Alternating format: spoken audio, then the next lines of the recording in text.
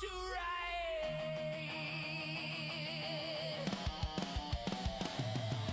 Master of the screen, enigma supreme.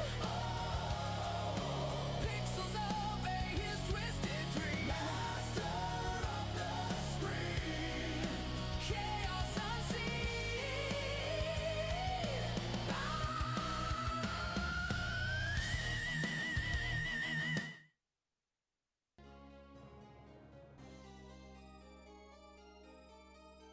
Alright, good morning everybody. Welcome to my channel. My name is Enigma. I'm a variety streamer. I'm on Twitch, Twitter, Kick, Rumble, and YouTube. Hope you're doing well today. As we're getting started today, do me a favor, go ahead and smash that follow button on all major streaming platforms. Twitch, Twitter, Kick, Rumble, subscription on YouTube would be great. All free. I'm not asking you to spend any money whatsoever. I'm asking you to do is just help me grow a little bit, right? If you're on Rumble, if you're on YouTube, smash that like button. Go ahead and comment. Let more people know that I'm here. Really trying to grow and get better. Rumble, of course, I need watch hours, and YouTube, I need the subs. Like a fat kid needs donuts. So, real simple to do. It's all free. Not asking you to spend any money. All I'm asking, like I said, to grow. That's all I want to do is grow, right? So, we're playing Castlevania Dawn of Sorrow. Still pretty early on, I believe. It's been a minute since I played this, so I can't tell you exactly where where things are. But that's okay. We'll figure it out, right? I know last night before we left, we were trying to get her to drop her soul. She wouldn't do it.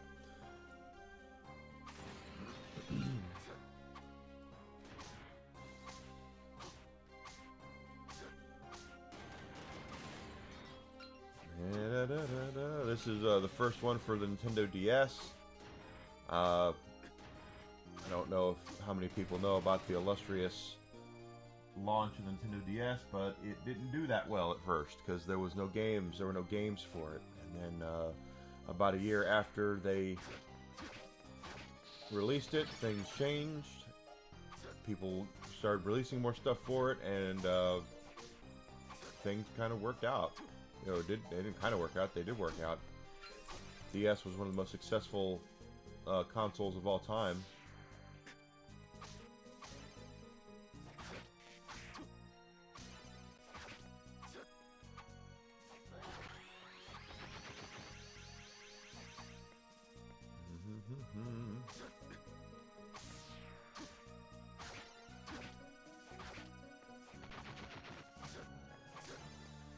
We are just moving right along, trying to collect some souls, get some levels up. I'm mocking math, of course. I should have taken that hit. Finding new weapons, finding new gear. Shit. Double shit.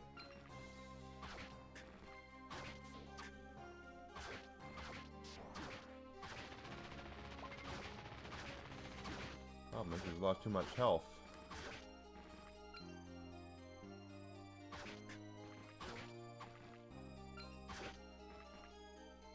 I don't like it when we lose all that health. Makes it hard for exploration.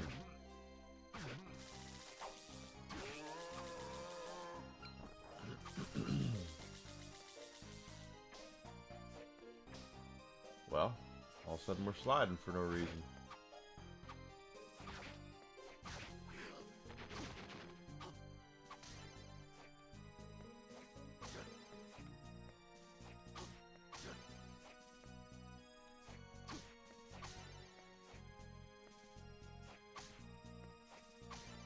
So.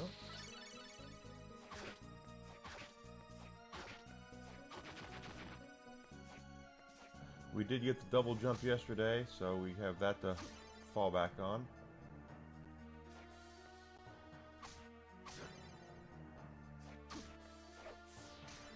Oop, didn't mean to throw that, but that's okay.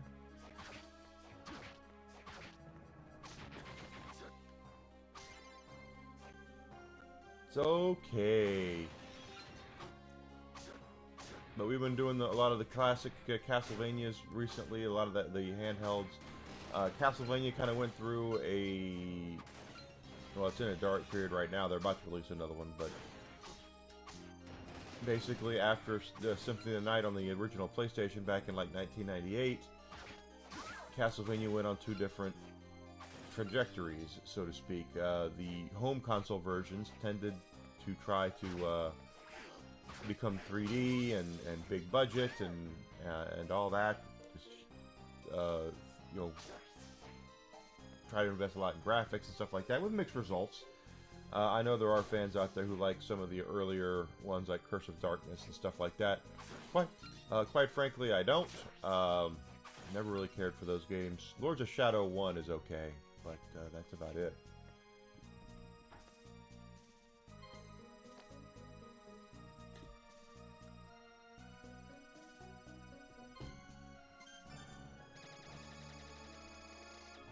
Have to level up. And the handheld versions on the Game Boy Advance and Nintendo DS were much more about the classic Soten Metroidvania style of game, which is what we're looking at here.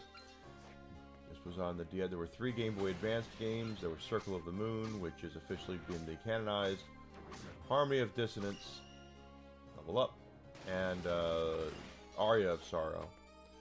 When they did the Nintendo DS, the first one that came out was this one, which is Dawn of Sorrow, a direct sequel to Aria, which honestly does not happen a whole lot. They don't do a whole ton of direct sequels with a lot of the same characters.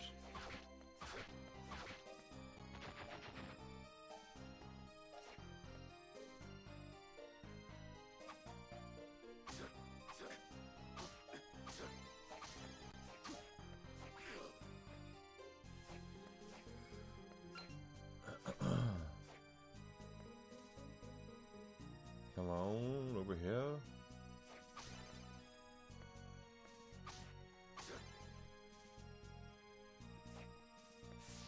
I say there should be a sniper here.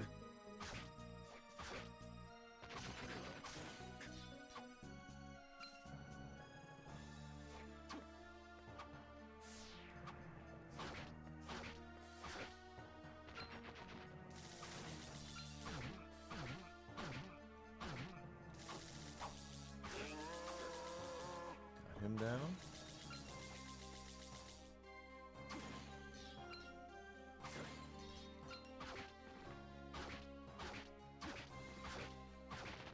All right. Much better this time.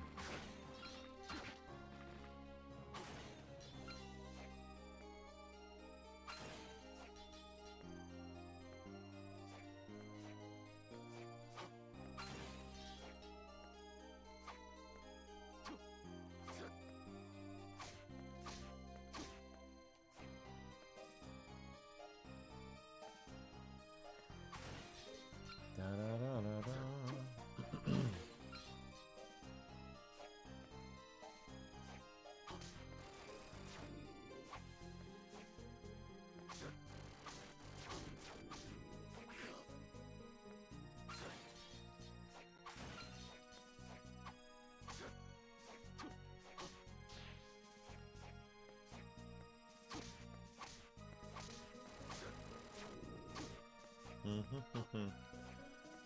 Yeah, then they did Portrait of Ruin, and then they did Order of Ecclesia on the DS. And the Order of Ecclesia was the last of them, at least until this next one's coming out. After over a decade, they're finally going to release another Castlevania game. That is one I can't get into yet.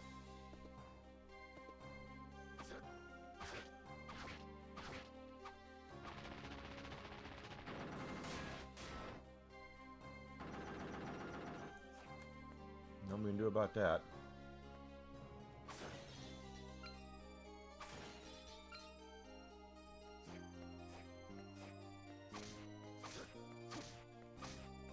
If you've never played a Metroidvania, it's pretty simple.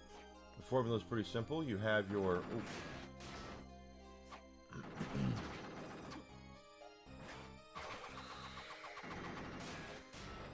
your map, and as you receive different powers throughout the game, you'll be able to unlock more and more of the map.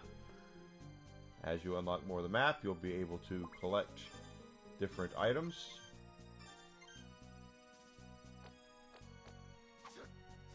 Different weapons, different armor, procure even more powers, and those powers, of course, will help you continue on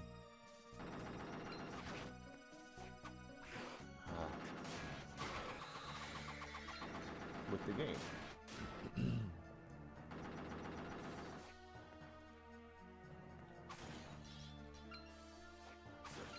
Also, we get souls randomly from monsters. I know there's probably it's an RNG kind of thing to it. Oh, come on. Where you'll be able to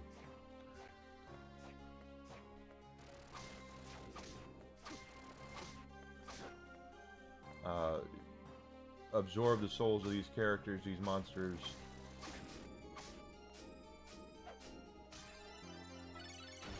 Didn't even know I could do that off the top of my head, but okay.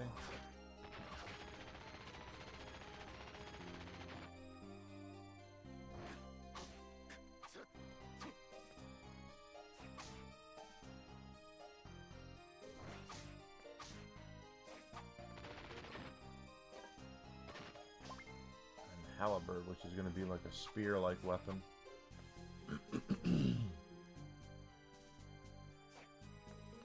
I want to get to a place where we can recover and save because we've unlocked more map here.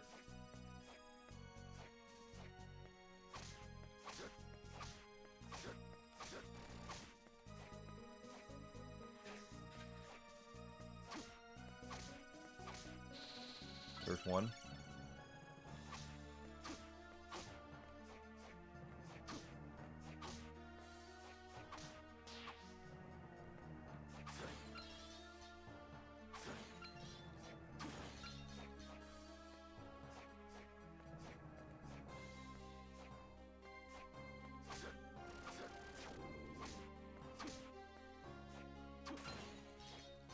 Of course, the more monsters we slay, we also get more experience points. More experience points means more levels up. Those levels up will increase our strength, health, magic, etc., etc. Castlevania Metroidvanias tend to be about three things: your experience level, your gear, and then your special powers you have equipped or you have unlocked. Like we just unlocked yesterday before we left, the double jump. So we'll be able to reach a lot more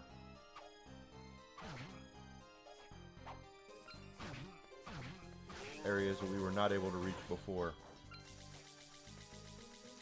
because we can now double jump.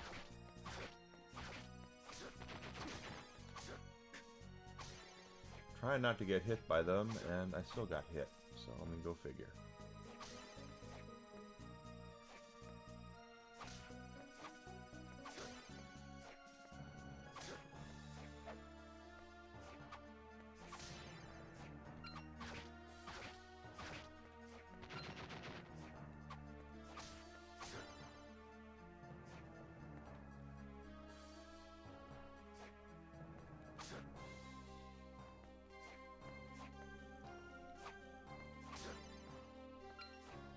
Go. And of course, collecting money, at least for now, is going to help us with Hammer. Our salesman will be able to, as we progress through the game, he's going to get access to more and more weapons and more armor, and we'll be able to increase our attack pattern to that. Now, if this goes by the way that normal Castlevanias go, and yes, I have played through this, but no, I don't remember. The best weapons, of course, and armor will be found. They will not be bought, but we won't find those until close to the end game. So,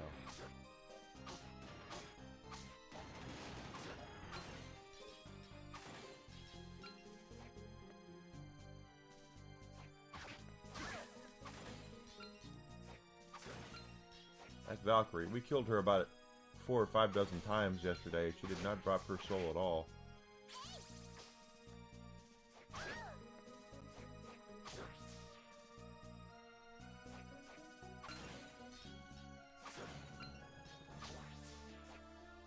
There we go, we made it back so we can save our game and recover.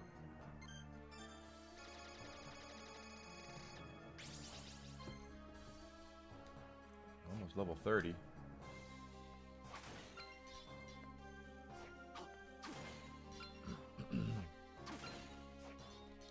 And I know while Castlevania didn't invent the Metroidvania, it damn sure mainstreamed it. It was probably the most popular one, of course, is Super Metroid, which is where the Metroidvania comes from. But honestly speaking, the game that really solidified what a Metroidvania is was Symphony of the Night. Very deep, one of my favorite games ever. I know we played that a couple weeks ago. And of course I blazed right through it in less than 10 hours because I played it so many times I remembered where damn near everything was. Even when I didn't remember, I still remembered. Ah.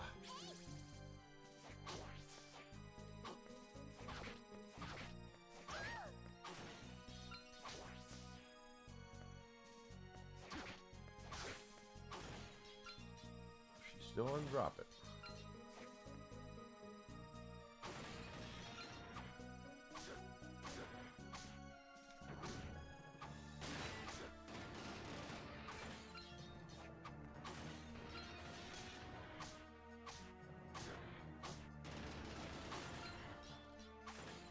Okay, now that we've done a lot of that,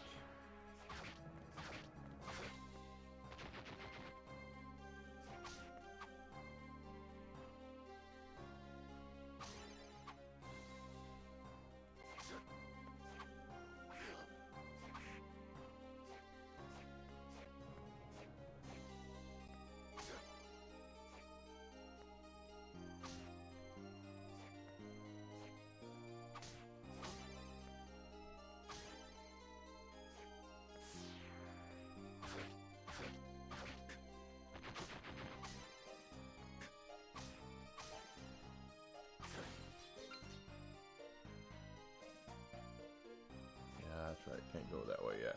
Can't go down that road.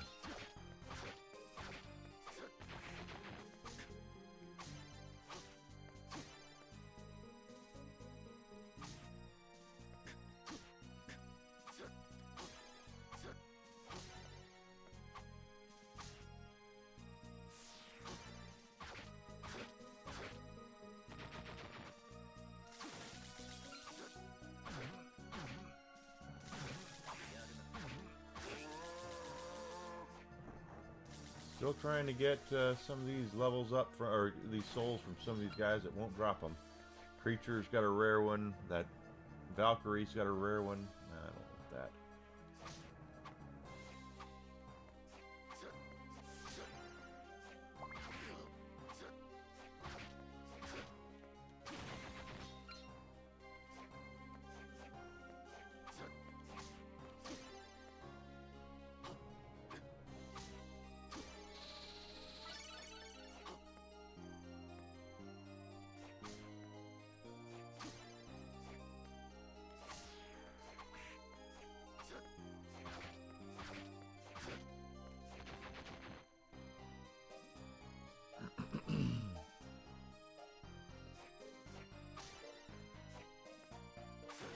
This is the way I wanted to go.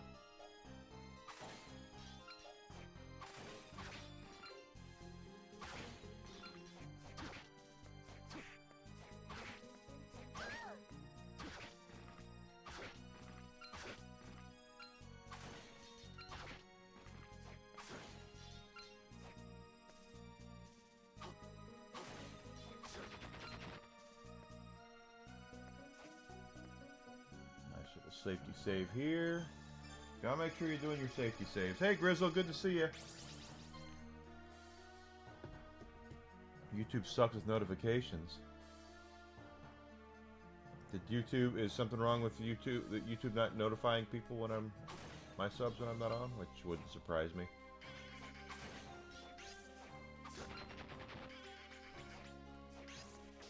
Hey, you get over there. Oh, there's a sword up there. Oh, golly.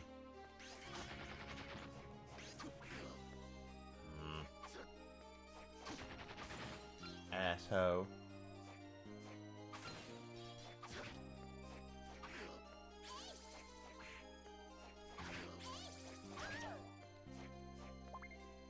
Longsword. Let's see what that is gonna...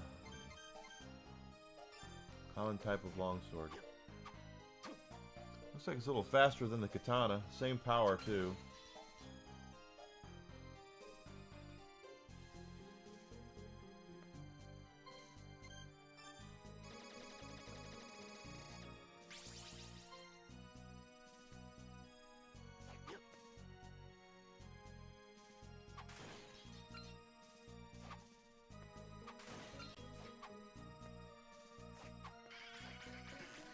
Now that we can double jump, though, we should be much more well equipped for the Garden of Silence or whatever it's called here. Oh, really?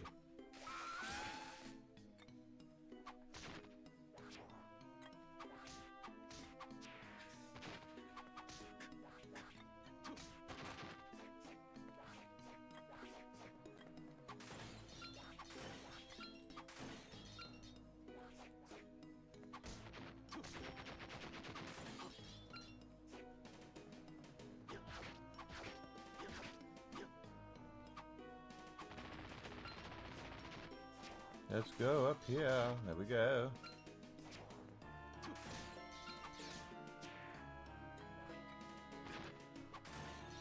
Donkey Kong there.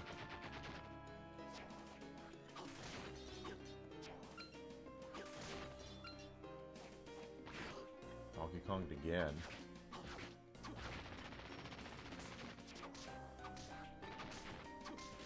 Skeleton farmer. Oh, there's one new one.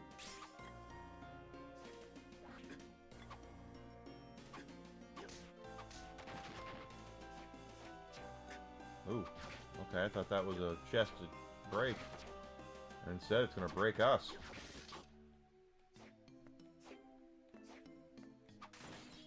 Go. Shit, you already threw your barrel at me.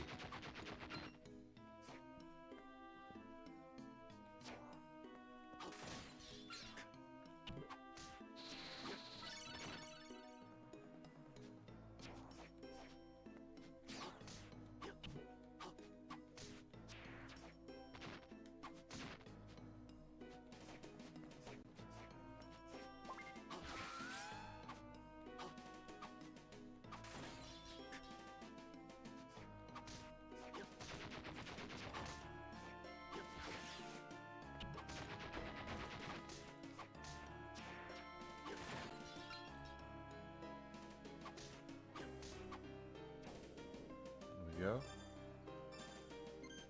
Ring mail, elven robe. It's better than the, well, a little bit better than ring mail, so we'll take that.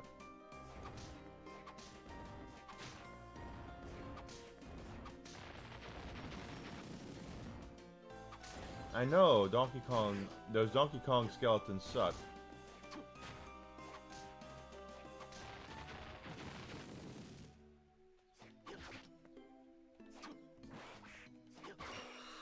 Level up.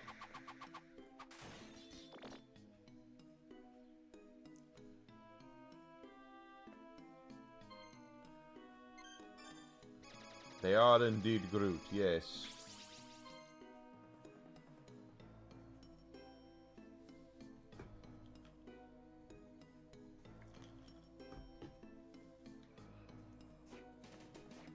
Now we're leveled up. 30 now for our boy here.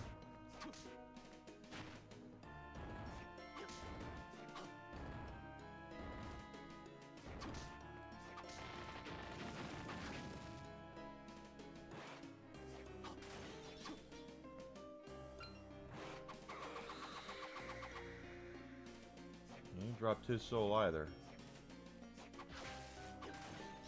Another boss. Okay, do I have the right... Yeah, I guess I do.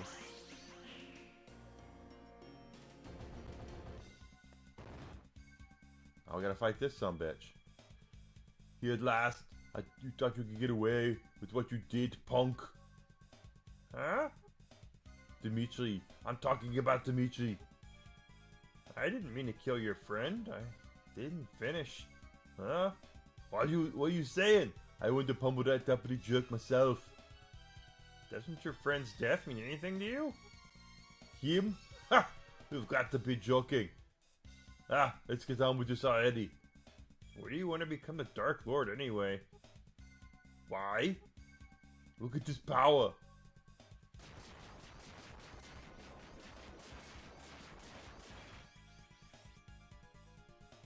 Can you imagine how crazy I'll be even with more power? You're insane. And you yap way too much. Come on, punk. I'll roast you to a cinder.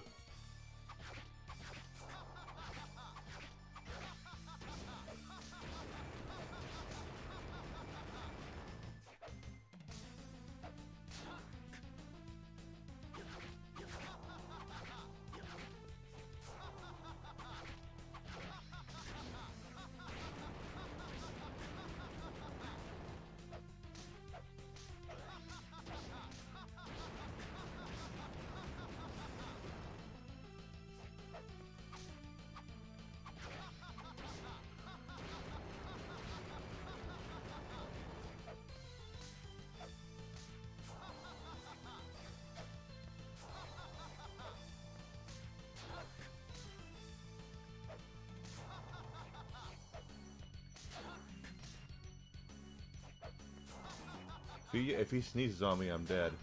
Yeah, I just wasn't used to his pattern. We'll try that again.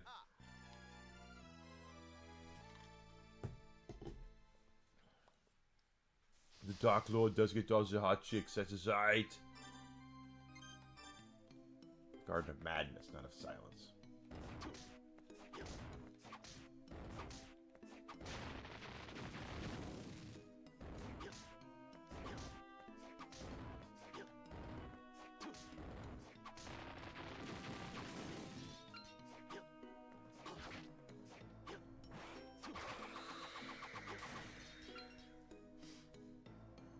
Try that guy again.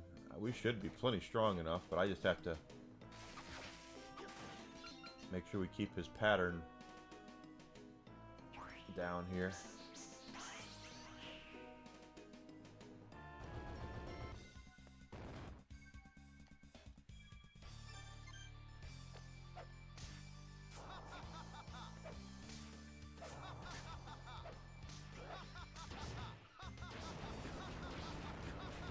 Good lord, that's what I have to watch out for. Oh, he's disappeared, okay.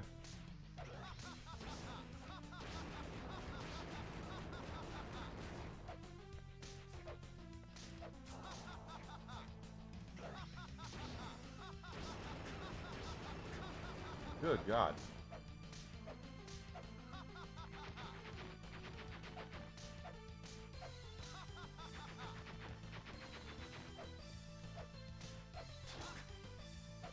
Dang it, wrong side.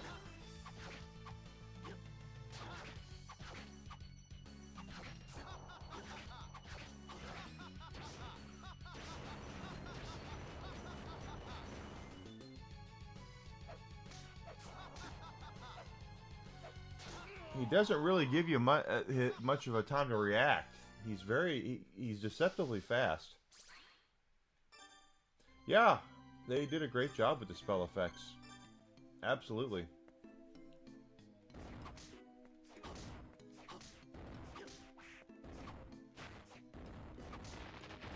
Took a hit there.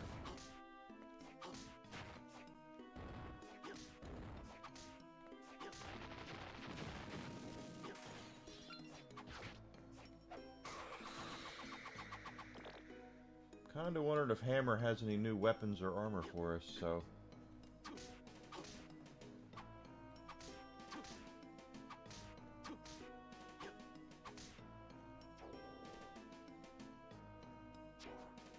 Treebeard, he's no longer here.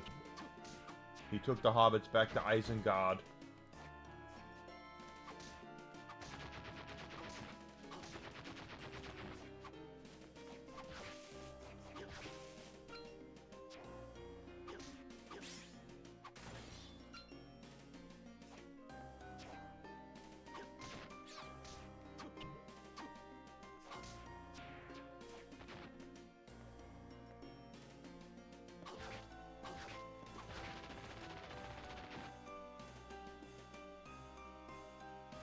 Besides, now that we have the double jump, We should really be looking at some of these other places we've not been able to get to.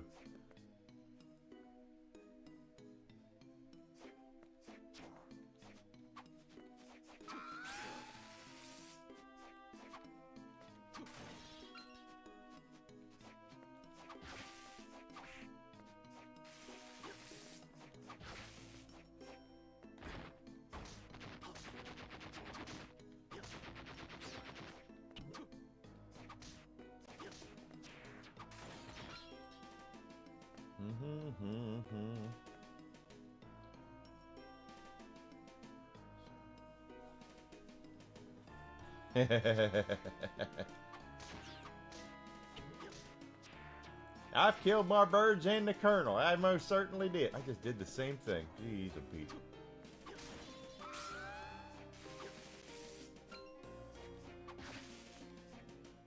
I killed more birds than Colonel Sanders.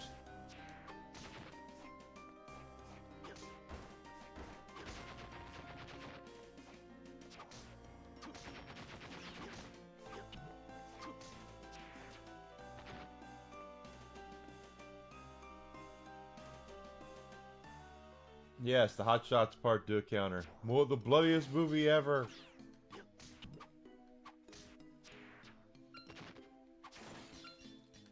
They don't make them like Hot Shots Part 2 anymore.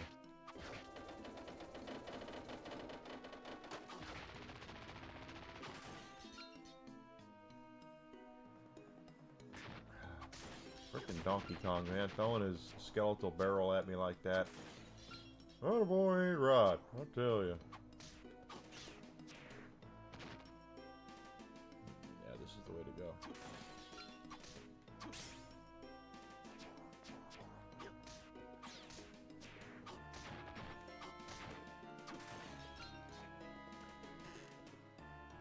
Okay, I do see that there's a jump spot up here. I don't know, we should be able to reach it with our double jump.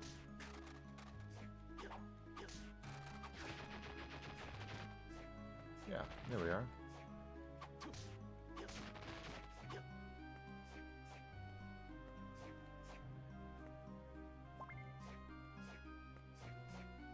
Can't get in there.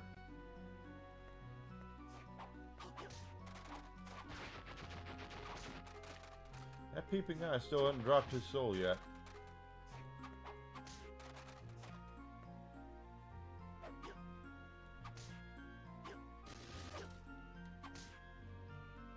Knight's not dropped theirs either. What's up with that?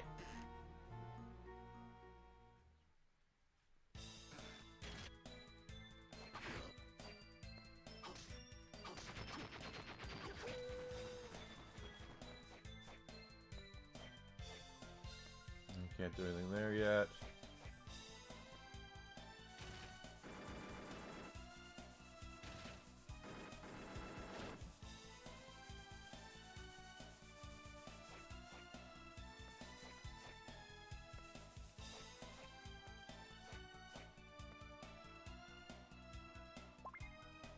Crimson Cloak. Fence goes up, that's it. It's just, the power belt offers too much right now for me to worry about that.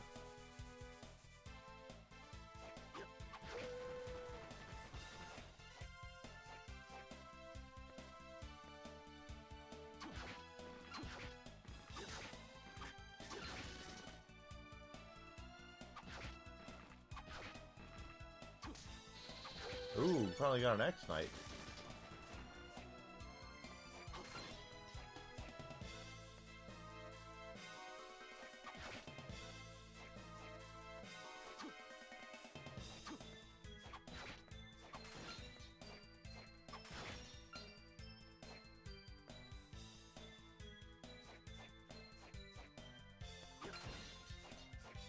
There's stuff up there, but we can't reach up there yet.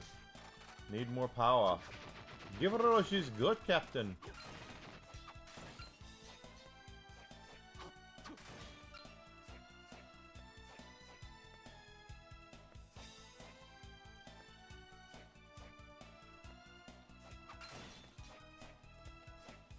There we go. Get up this way.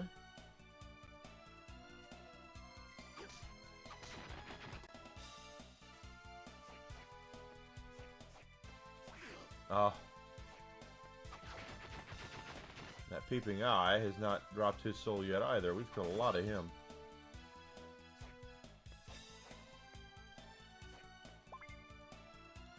It's a high potion.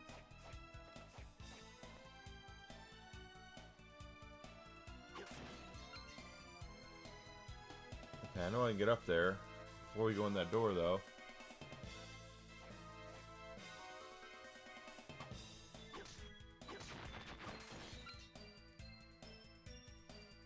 I want to go check our shop. New shop.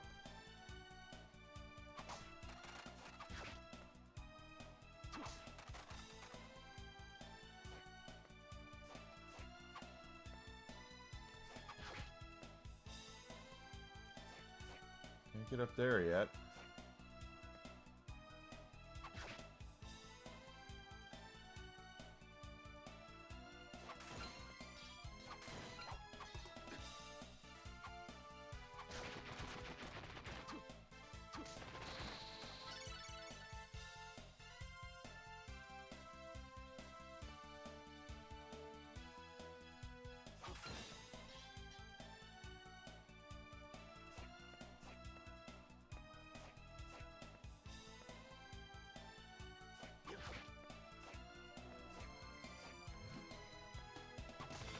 That was dumb of me.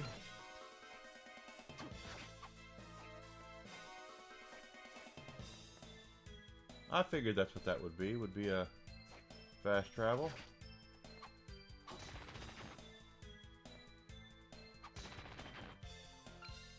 And that's where our girl Yoko is. Oh no, it's a safe spot. Yoko's on the other, down here on the other side. But here's Hammer, Hammer, Hammer, Hammer.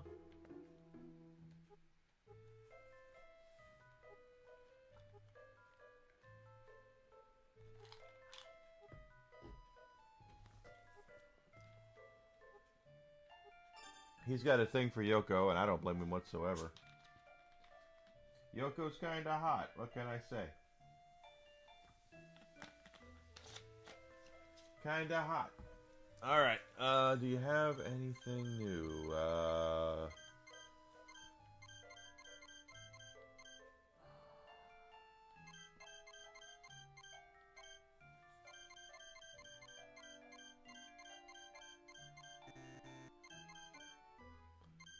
Not really. A wasted trip.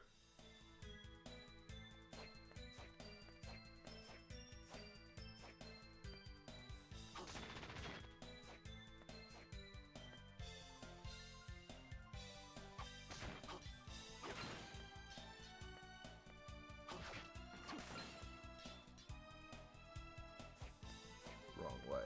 Wrong way.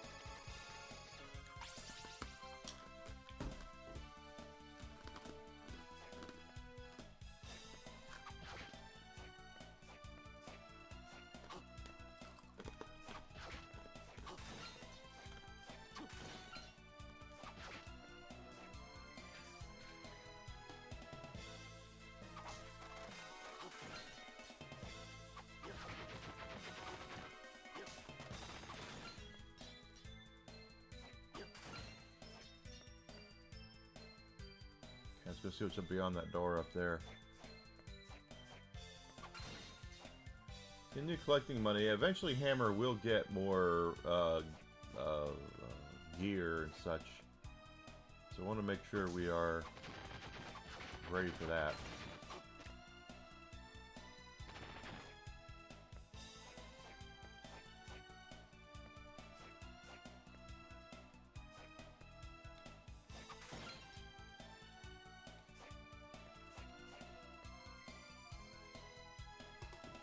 down.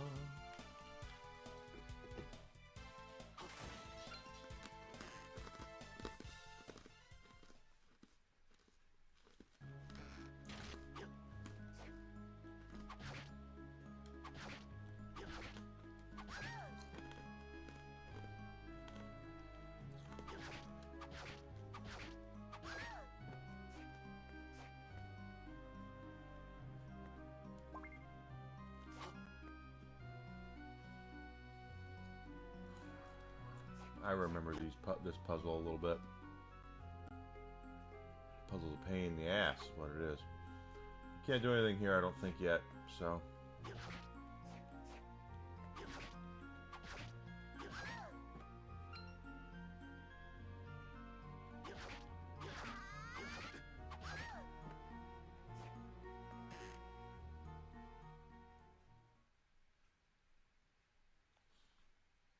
Is that so you can go up? One thing about this, the map, is it's kind of small up there, so someone that's not... Okay, yeah, there's nothing up here. That's fine. I'll kill 2 more of them.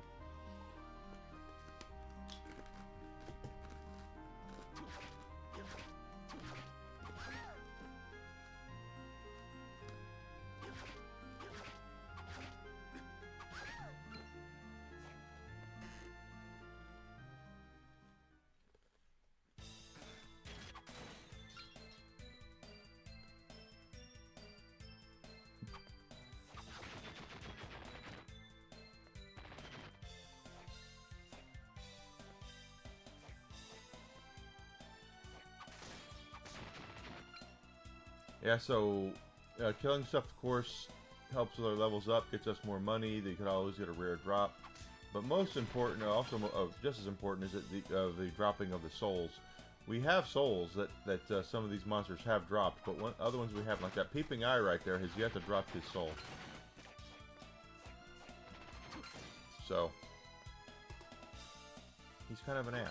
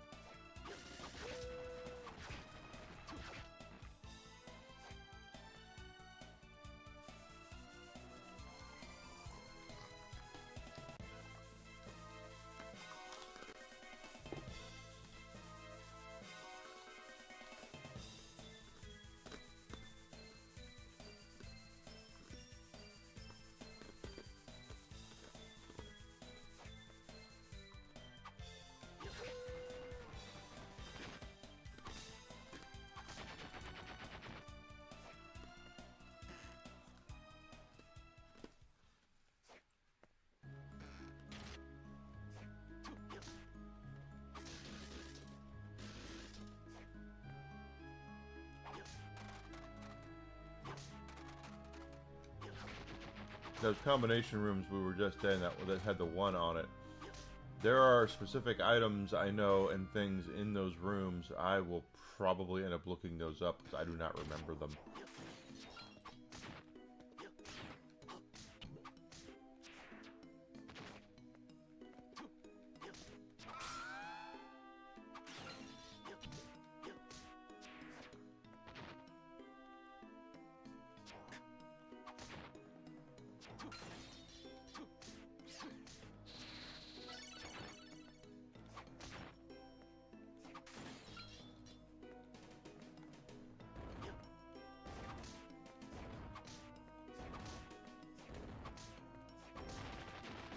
Take that, Vin Diesel.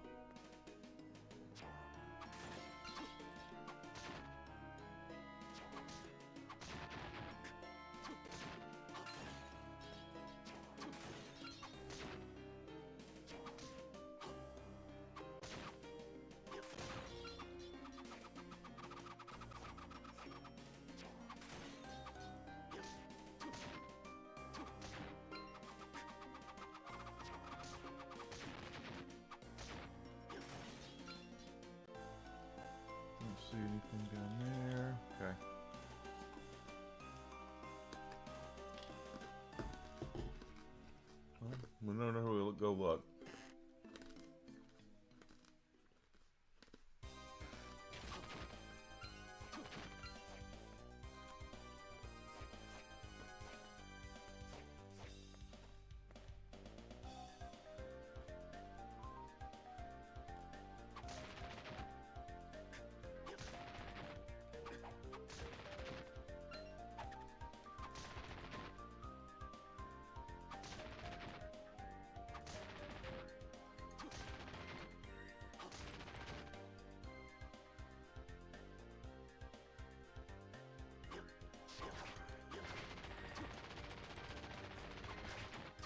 Not to mention some of these guys have not dropped their souls yet, like those guys, so...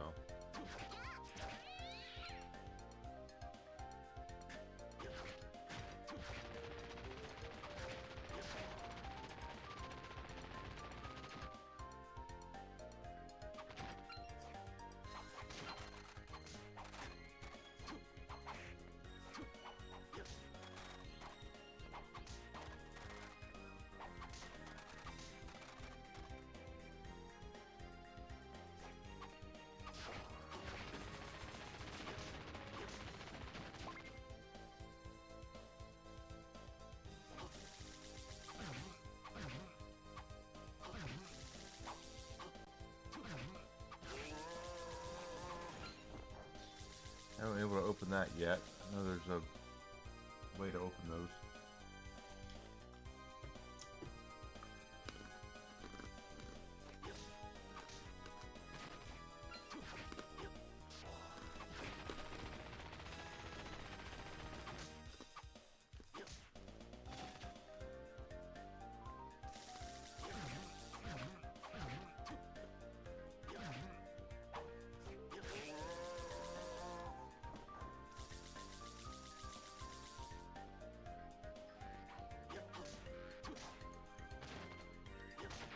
I don't think there's anything down here now that I'm looking.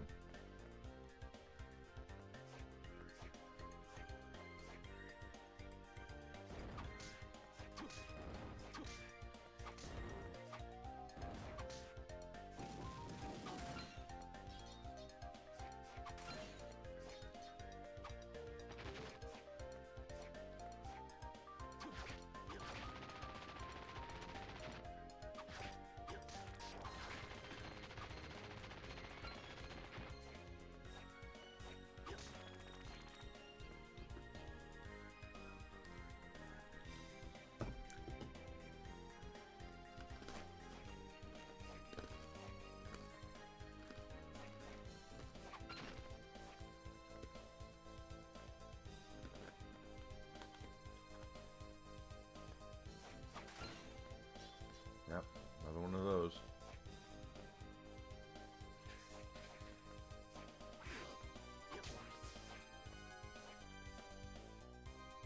Let's go back because there's nothing really here.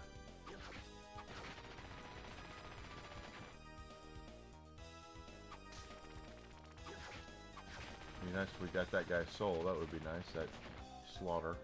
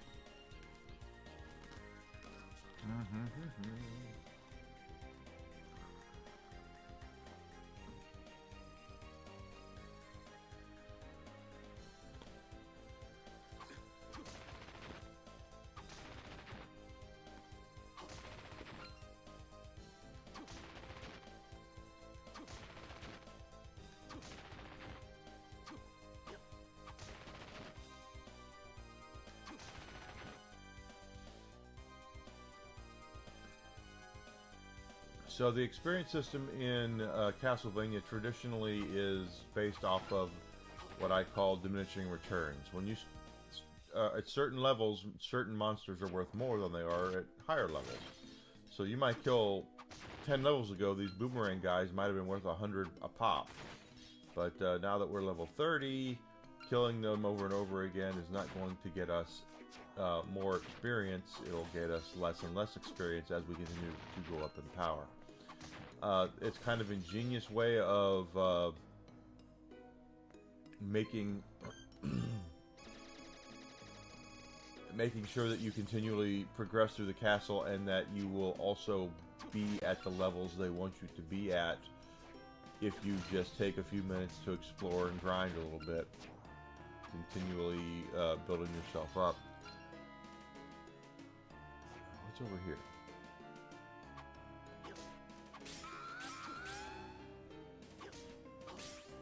Yeah, can't go that way.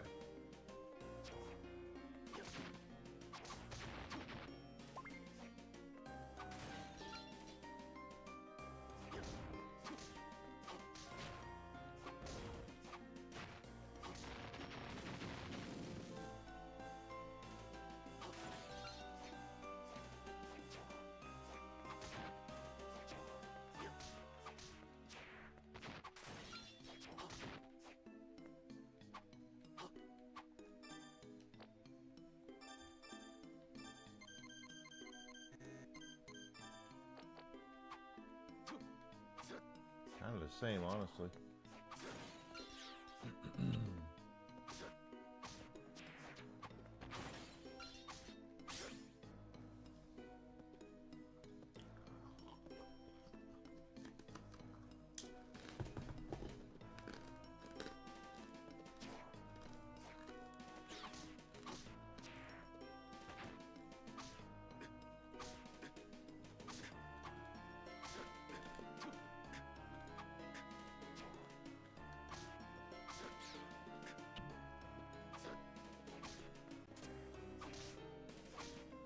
Damn it.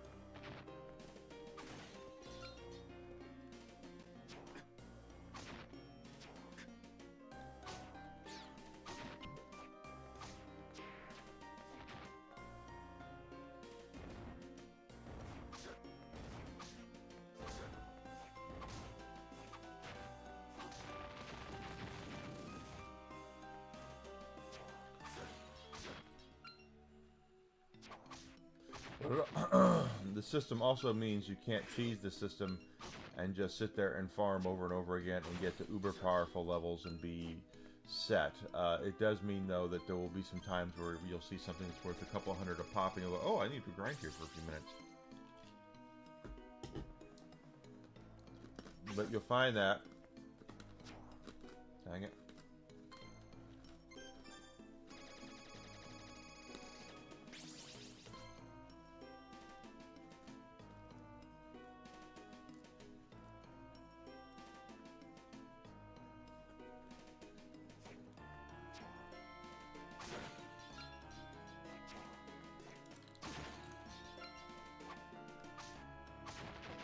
Go.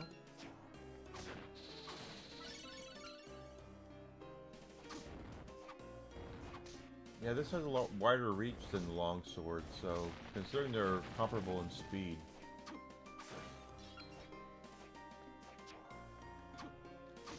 Speed is what I need. I need something that swings faster.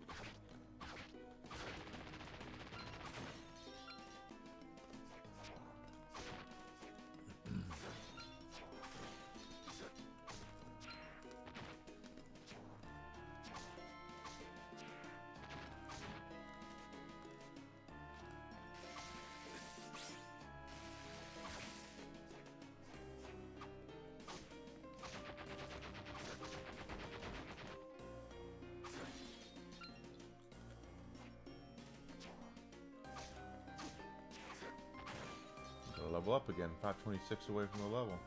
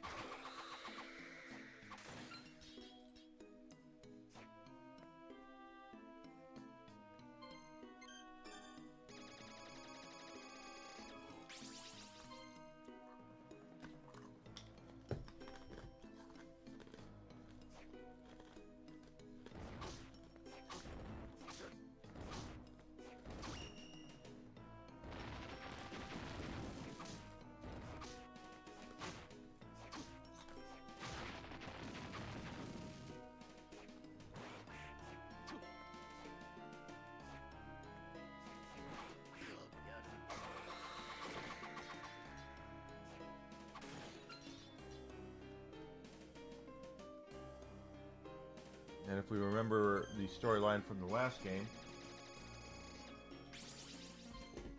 Soma is the embodiment of Dracula.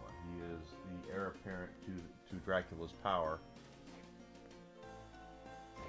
But he does not want to give in to the darkness, so he's trying to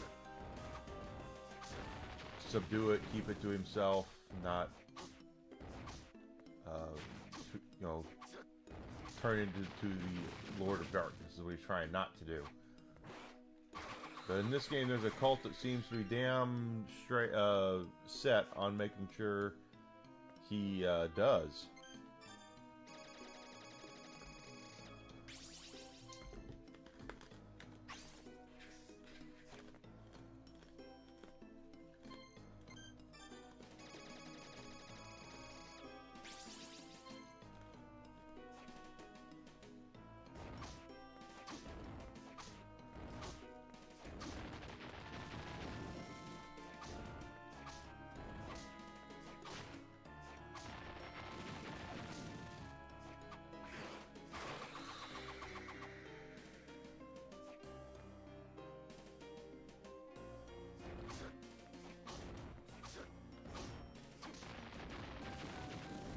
Can never be too high in level, and if they're going to give you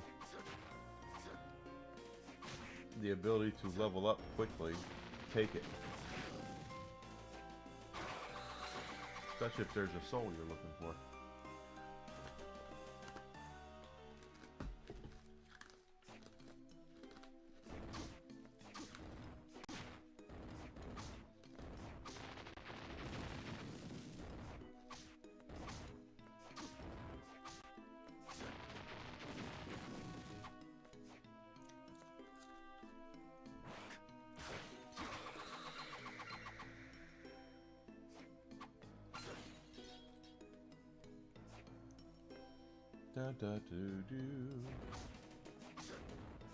You'll probably notice a big change in the art style in this game.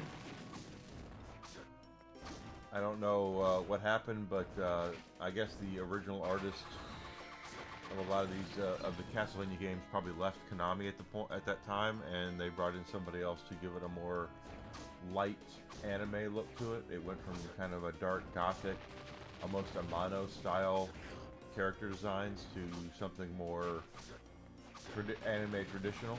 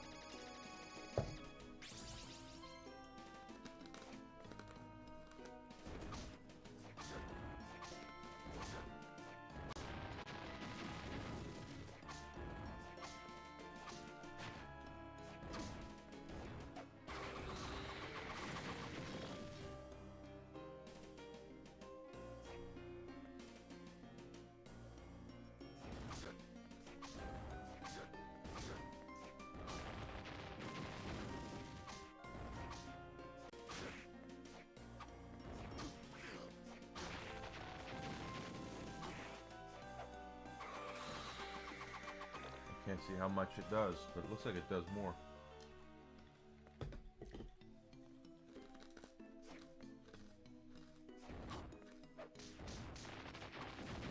Damn.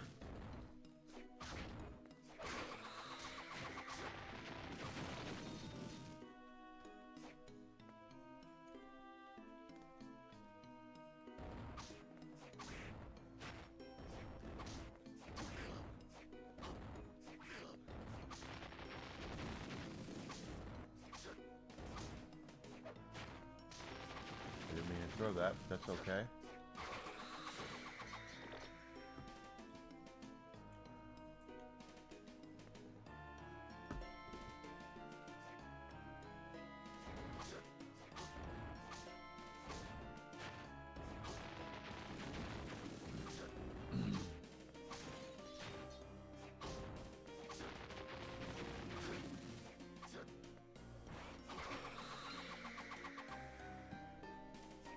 Works for me.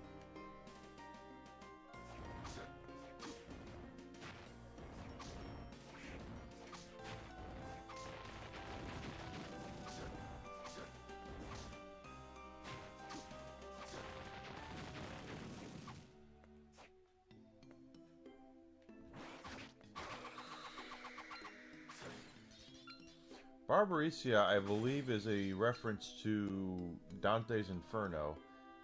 I want to say that. I saw it initially in Final Fantasy IV, Final Fantasy II. I know... Well, you have to remember, Final Fantasy II, the original translation of it on the Super Nintendo, which is Final Fantasy IV in Japan, which is now our Final Fantasy IV as well. 2 was 4. The initial 2 was 4. A lot of I know that all 4 of the fiends, earth, water, wind, and fire, were all named after demons in Dante's Inferno. And I think Barbariccia was one of those.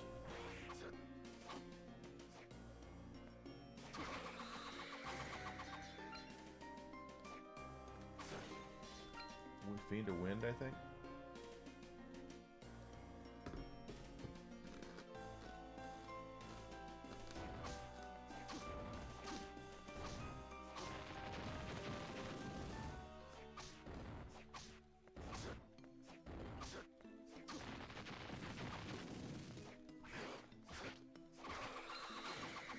Basically, the way that it used to work is they would bring a game over here and there would be localization, but the Japanese alphabet and the English alphabet aren't copacetic with each other. There's certain words, I should say sounds that are not in the Japanese library that are in ours. Like the letter L, for instance. They have no letter L. There's no, or wait, no. It's the other way around. I think it's letter R. It's letter R. I apologize. I have it backwards. Letter R. So they put R and L. So if you see mispronunciations and mistranslations of things, it's because they have no letter R.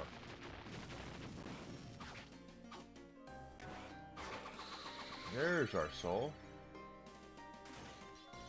And now that we have much more reliable localizations here, as long as activists don't get in the way, we see fairly well, let me try that again. There's mistranslations, and there were also space limitations on a lot of NES, older games like that. They didn't have the text space to put it in there because because they were made for a different alphabet. So names would get changed. Sometimes the names would be shorter. Sometimes they'd be longer. I don't know why. Activists do suck at localizations. Activists suck at everything, quite honestly. I'm on record saying if they put me in charge of a game studio tomorrow, the first thing I'd do is get rid of all the freaking activists.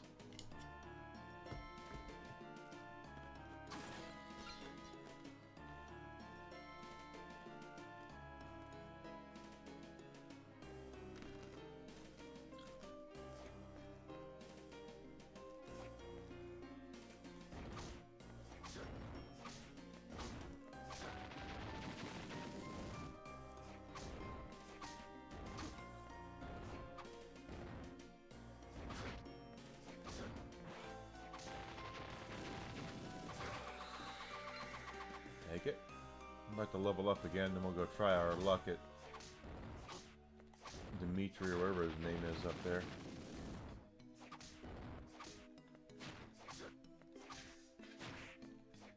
And we'll throw axes at him this time. The axes are more powerful than those bones, so. You guys.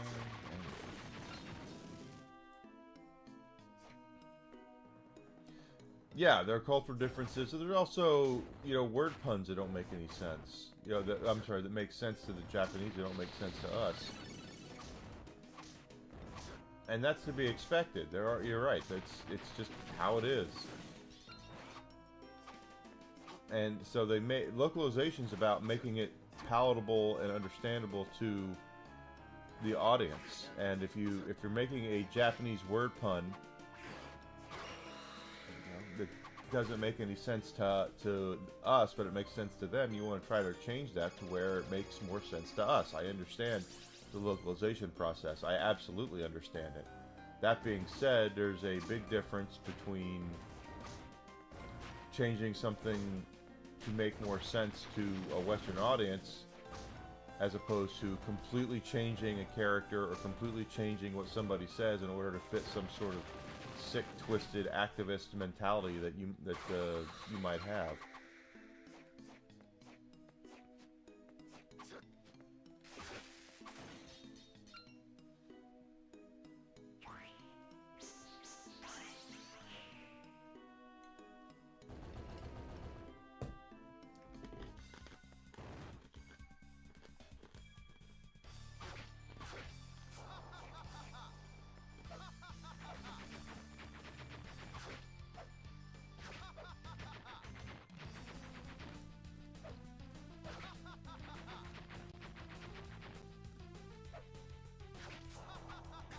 Shit, I meant to jump.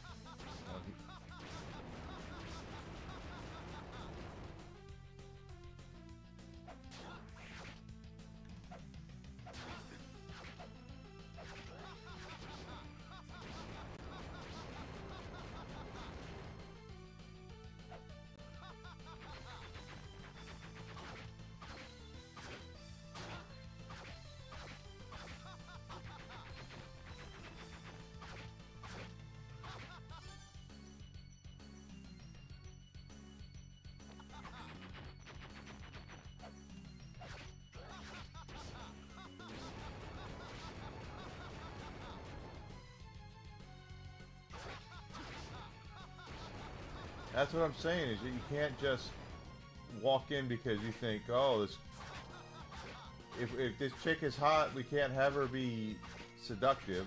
The whole thing, like Black Cat right now, I've seen so many people on Twitter right now, got them. You can give up trying to be the Dark Lord. A punk like you, you're not walking away from this. Dario, enough. I'm sorry, Dario, enough. Celia, don't try to stop me. A man's got his pride. I know that, but I'm not prepared to lose the last candidate. We'll pull back for now. I have another plan. Whoa! I underestimated you. But this game isn't over yet. I shall be waiting for you on the uppermost floor. Come if you dare. Yeah, but... Hey, Kevlar, good to see you. I'm not that far into Dawn. I'm still pretty early. At least I feel like I am. The folks that are complaining about Black Cat. Black Cat uses her appearance to distract. That's her whole thing. Yes, she wears a bodysuit. Yeah, a catsuit. Yes, she shows off her body. Yes, she zips down her thing to show off her stuff. Because she knows that men are simple creatures and will get distracted by that kind of thing.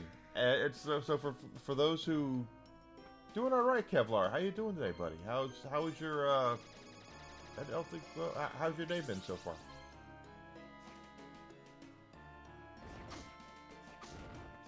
So for those who are griping about the fact that she bends over and shows off her girls and all that, it's like, well, of course she does. That's her character.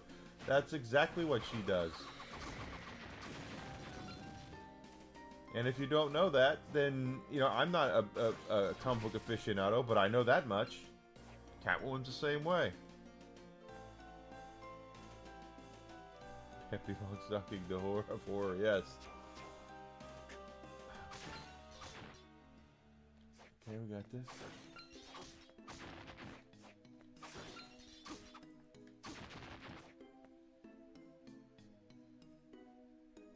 You're not wrong. That's 100% true. Oh, you dick. And another one of those doors.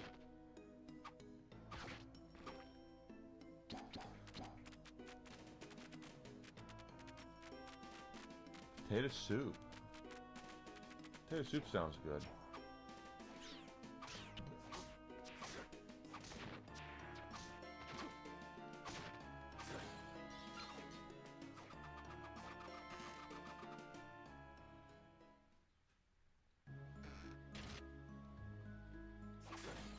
Baked potato soup with bacon in it's pretty damn good. I have to honestly say.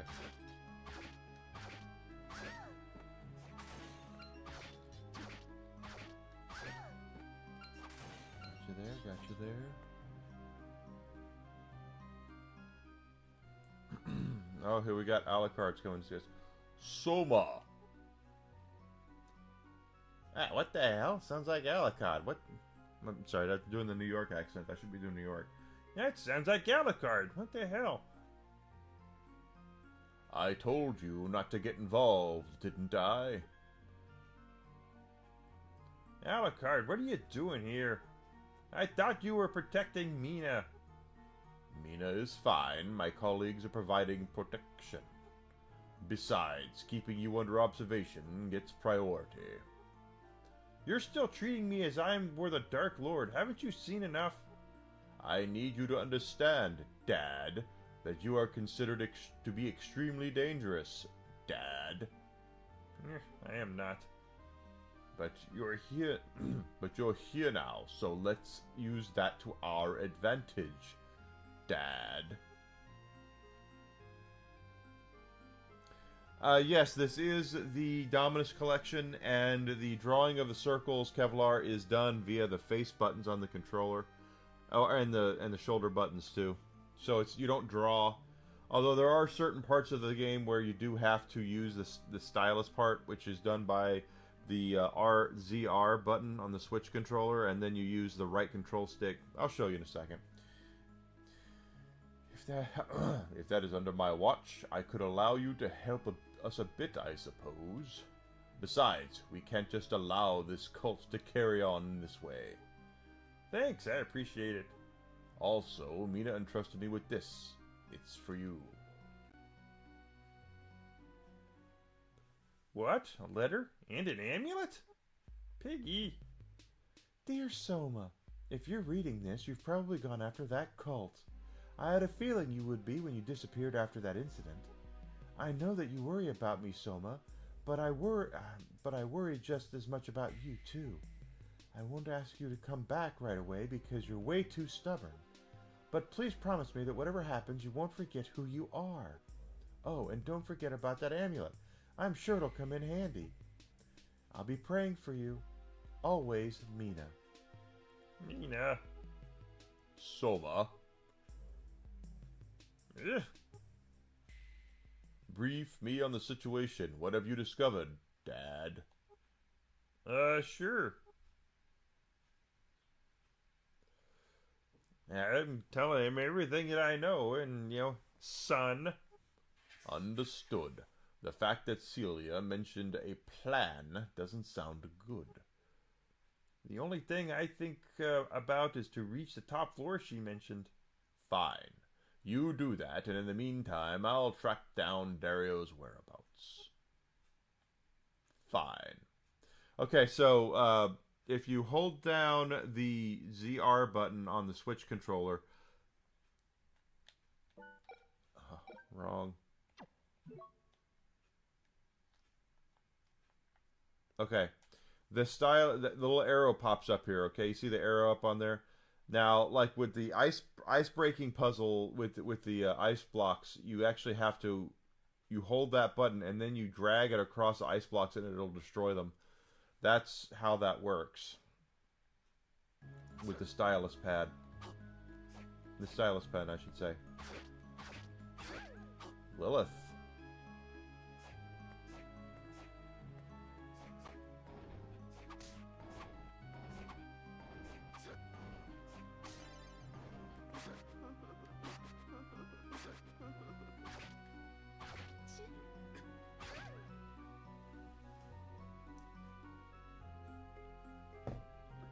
It does sound like that soup's gonna be really good. Got ham and everything. Ham and bacon. Making me hungry.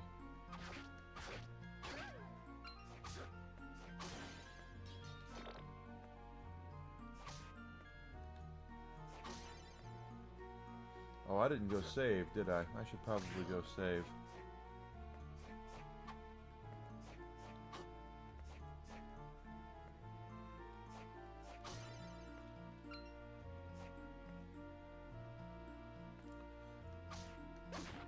Waiter skeleton. Do I look like a waiter?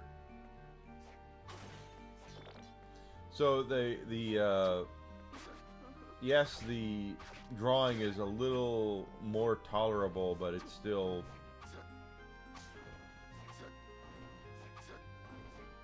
can be a little tedious.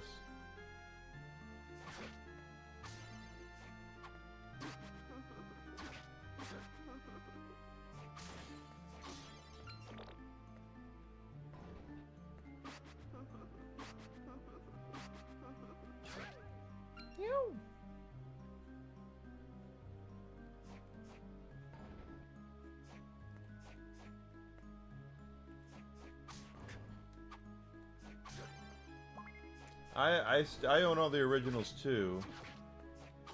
This was the only one that I remember where they really tried to push the touchscreen stuff. I believe they still had some stuff in the other versions, the other two games, but it wasn't nearly as annoying as pronounced as the drawing of the circles was in this one.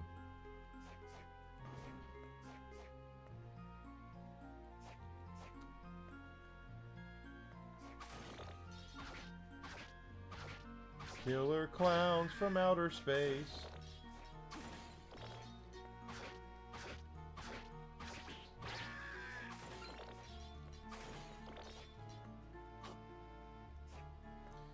Oh, is that gonna... Yeah, I have to throw a dummy in there or something? Haven't gotten that power yet. I don't know what we're doing for lunch or dinner yet tonight. I know it's Friday, so it's bourbon night for Enigma. I will have some bourbon tonight.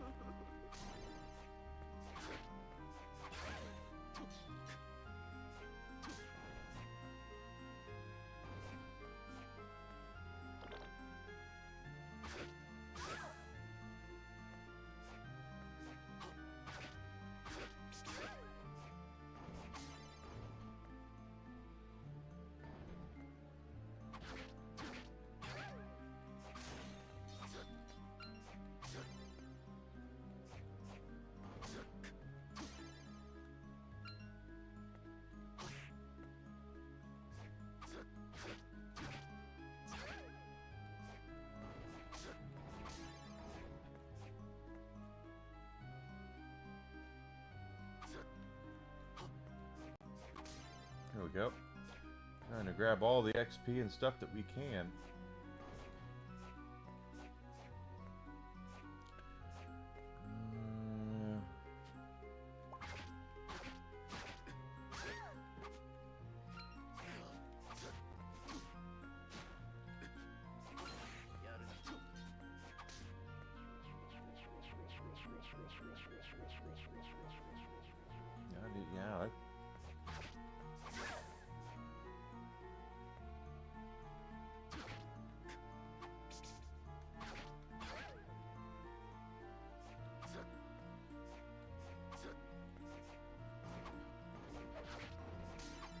Yeah, oh, I didn't mean to throw that, but it's alright.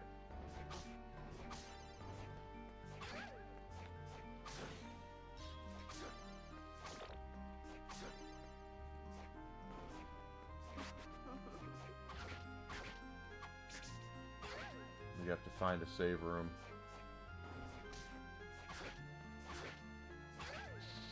Oh, got Lilith. Ow.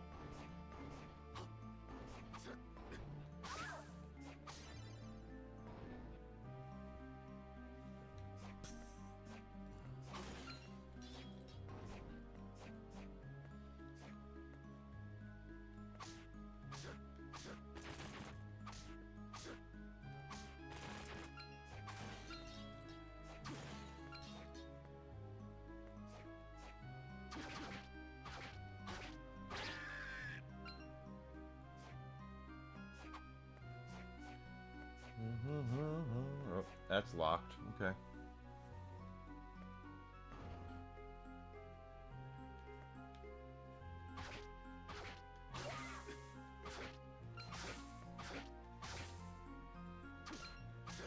Those Valkyries are stingy.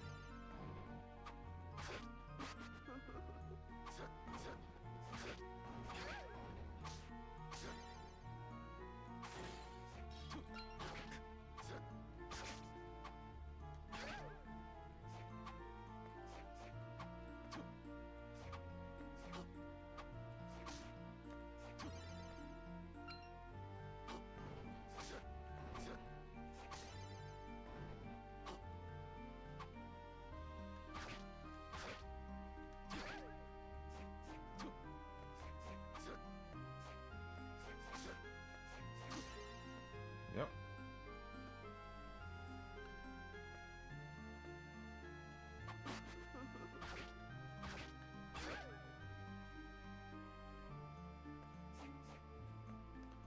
Came in.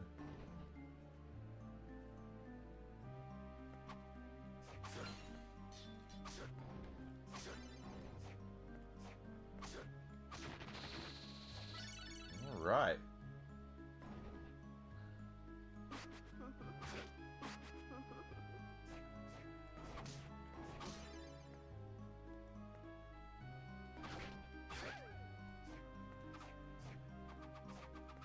Thank you. That's really what I needed right there. And we're about to level up again, so.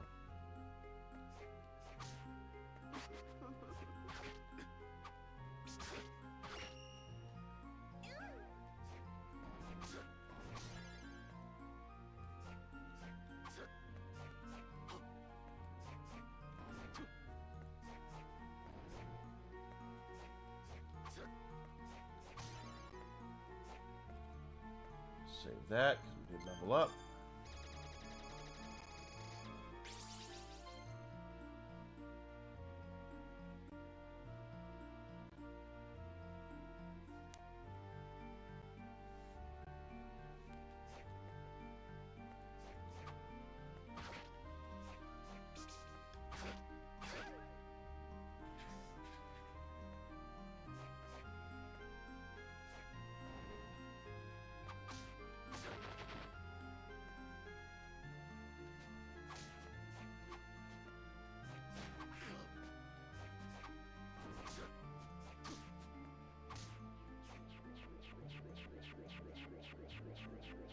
No, that's a transport. Nope, it's not. What do we got over here?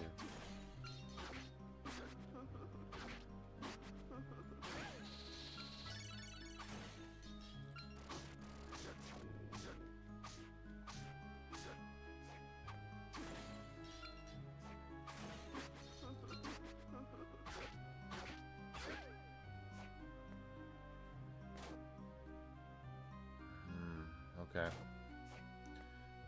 That puzzle, there's stuff in that I need to look up and see the right way to, because there are different things to unlock there.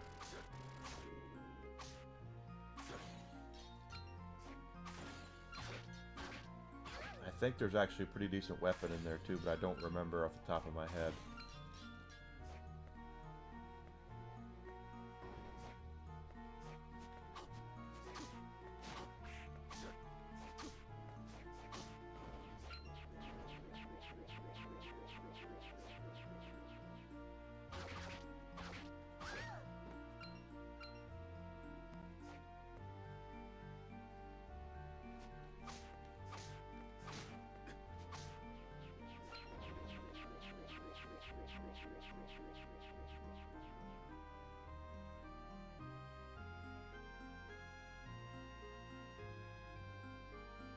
gotta be the right way to, the only way to go right now, though.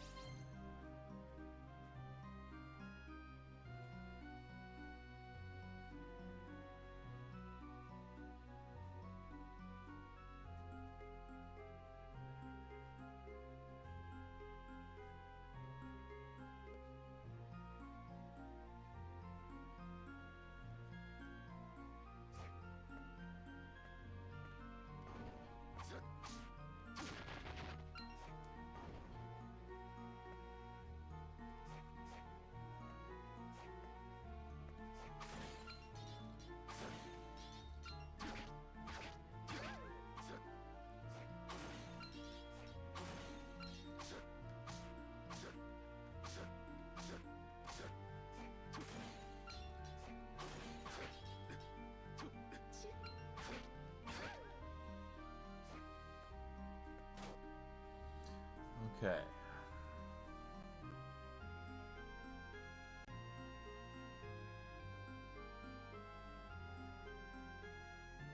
Trying to remember.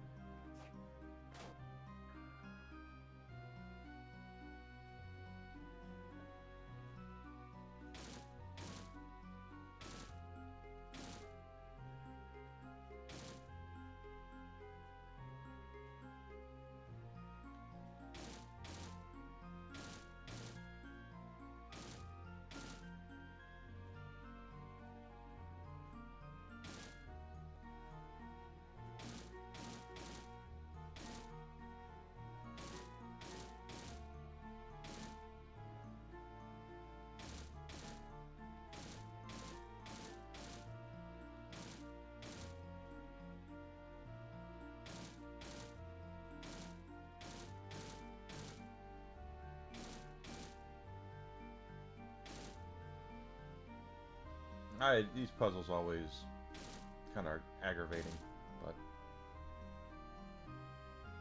nothing you can really do about it.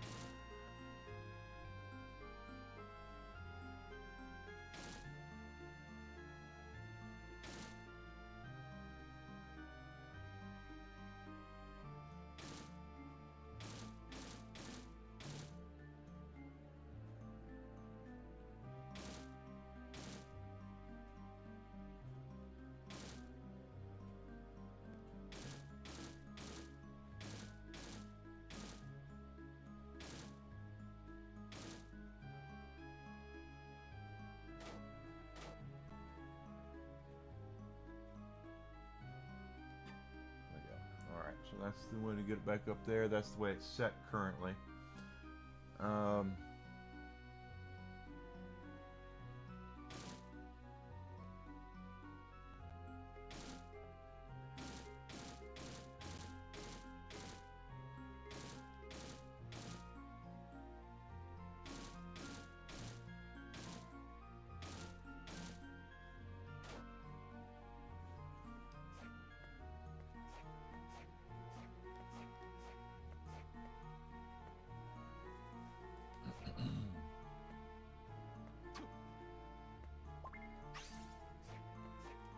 Just a corpse.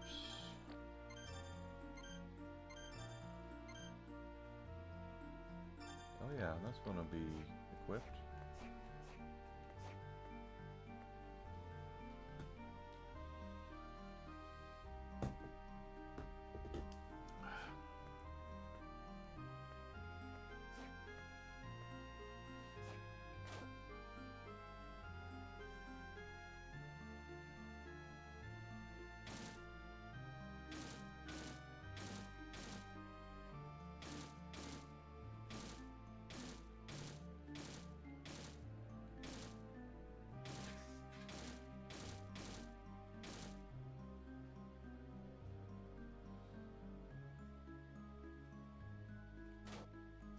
Let's see what's over there. But basically, the rooms, you have to shuffle them around to make them move into the pattern that you're looking for.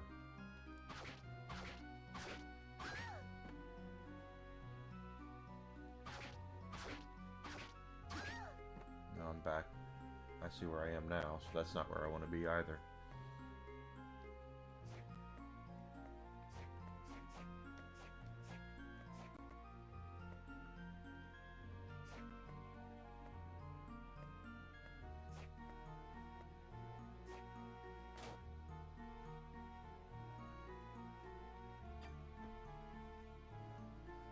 Okay, 12 is one I definitely want to look at. Let's see here. How do we get to 12?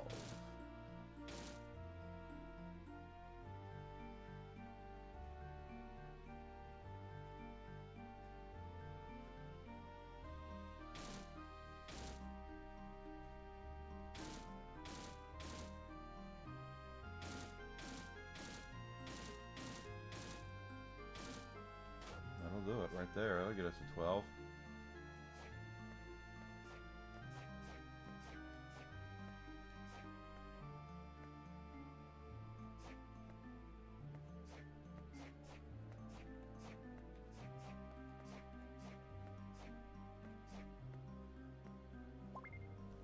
Great sword.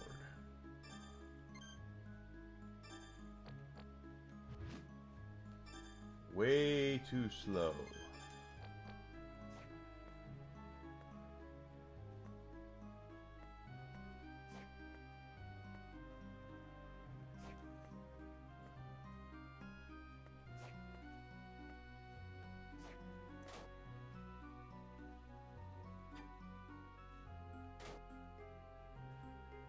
Just for my own sanity here.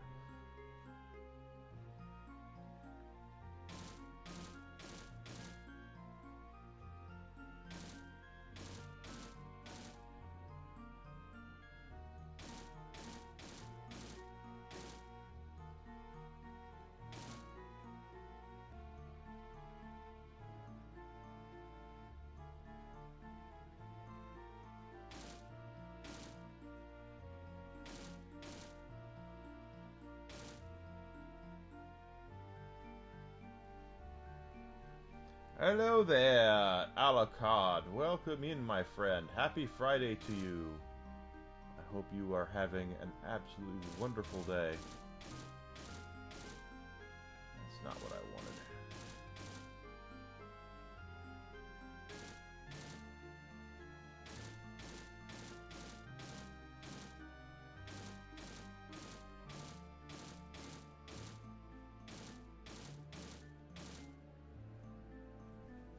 Not 12, we got 8, we got 5.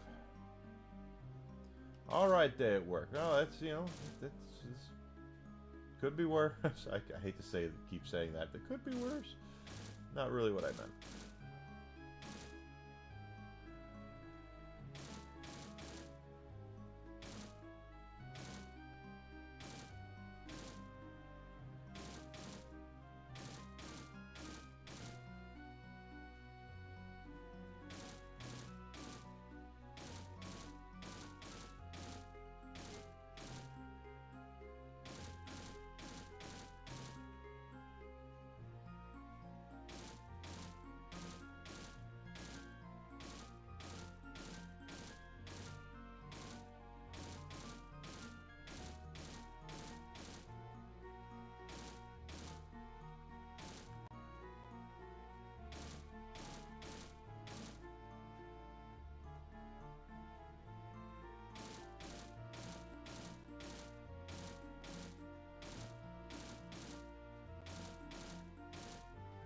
There, frickin' finally. You're going to the record store tomorrow. That'd be fun. I'm probably gonna do my Rumble Premium stream tomorrow morning. Still on the fence if it's gonna be Marvel Maximum Collection or A Link to the Past. Ring mail. I've already got ring mail.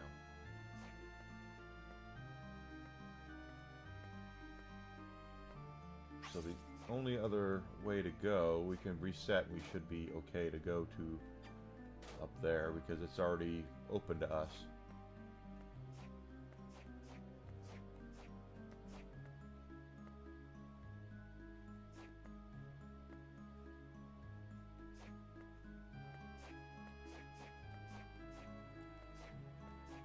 And then I don't think Desi and I have any big plans this weekend, so if I can muster up the ability, maybe I'll work on some, well, maybe I should work on some stream stuff and try to learn how to edit, for crying out loud.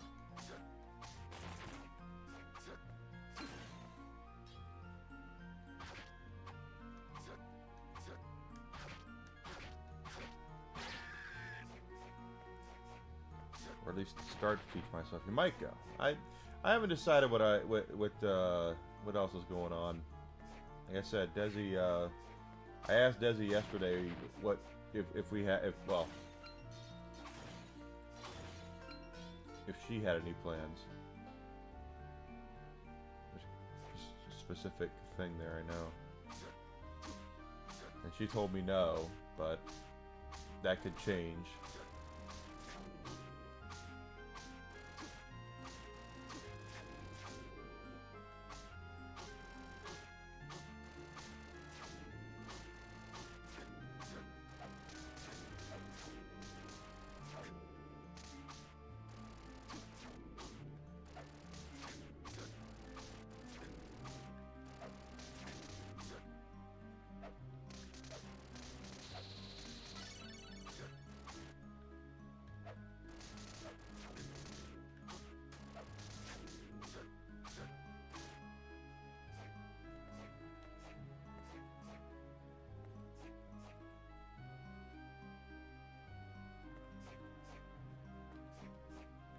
Nothing up there.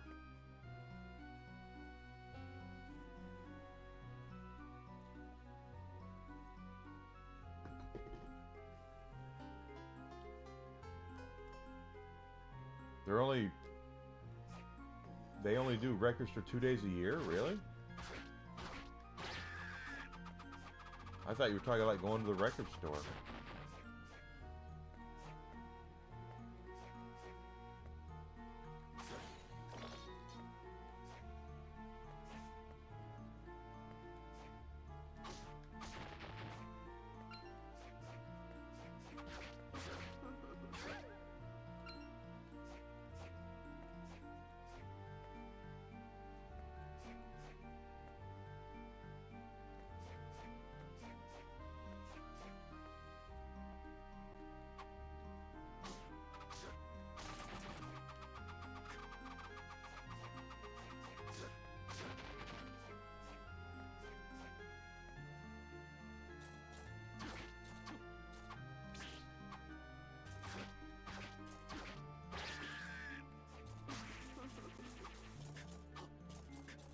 Oh my gosh.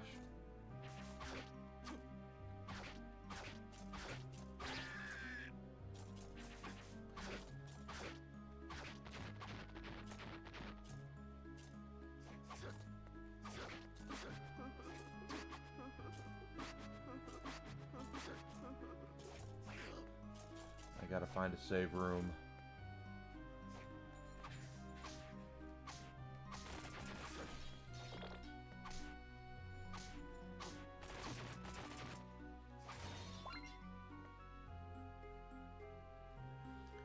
Local store near me.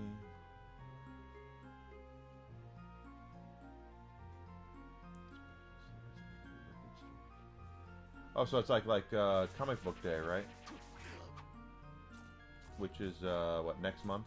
Isn't that comic book day where all the comic book companies give away? Ooh, good.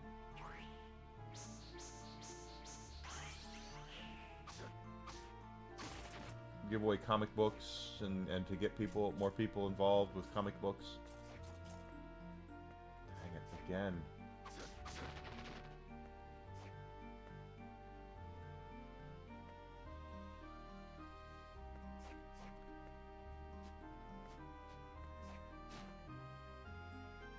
Okay, I don't want to lose my progress here, so...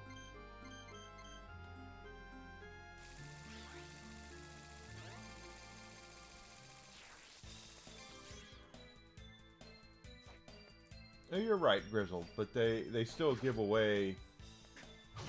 I don't remember what day it is, but there is a comic book day where they give away comic books to get more people involved. You go in and to a comic book store and they'll give you a bag, and you don't have to buy anything. It's just they're trying to get you involved with it. That's all.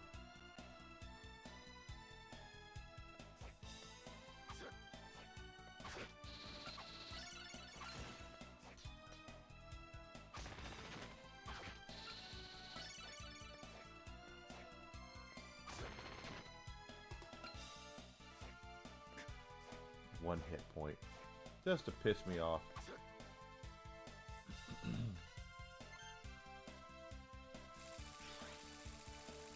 That's true. There are a lot of activists in there. They drove out all the old guard. That's the thing. Everyone that was a talented comic book writer or artist, they were ousted for whatever reason.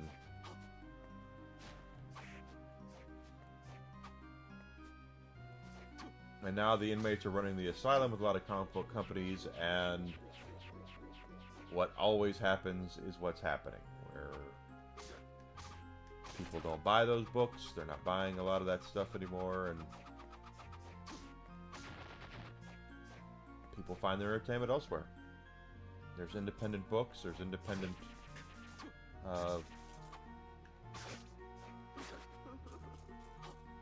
voices out there that don't do the crazy stuff, and that guy,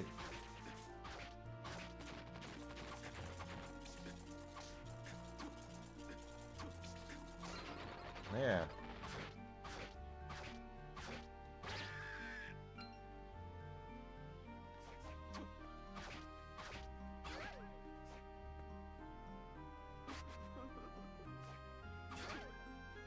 there we go.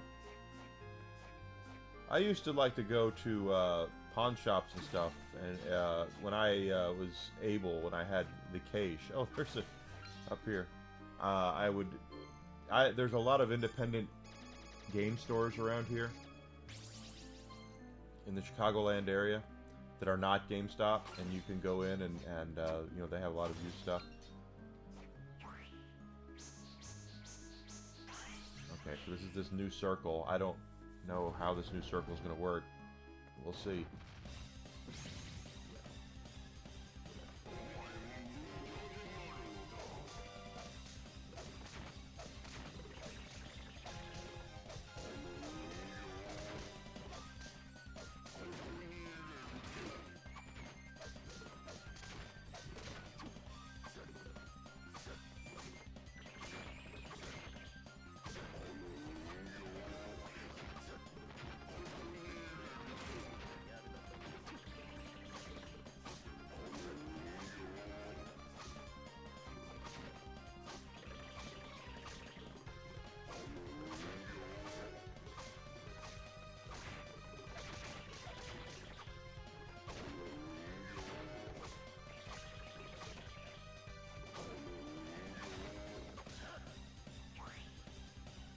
X, B, Y. Oh, I didn't see. I messed it up.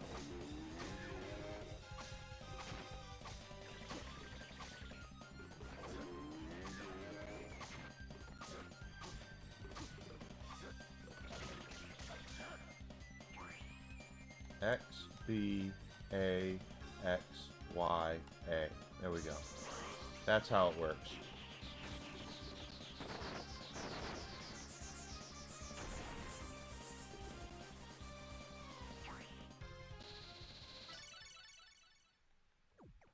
Oh, that's how we get through those things.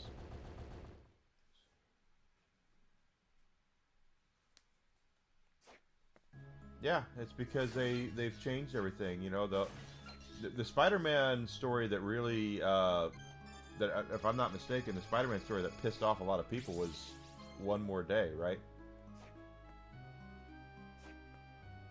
I used to love going. I'm not a comic book aficionado, but there's a local chain around Chicagoland called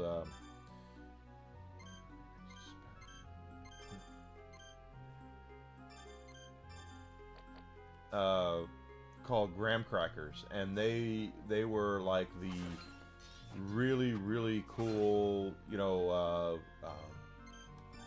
comics, and they had anime, and they had figurines and all sorts of stuff. I've not been to one in years, mostly because I don't have, you know, the.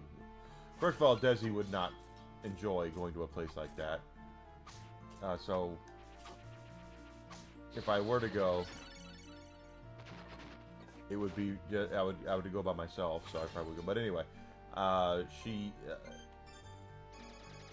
it's you know, but I don't even know if they're still around, because it's the damage done to the comic book industry is so great that yeah, I can remember watching one young lady who they put in charge of a comic book, and she basically told people, if you don't like what I say, don't read my books. So people are like, okay, cool. And now she's a higher up. How she got there, I don't know.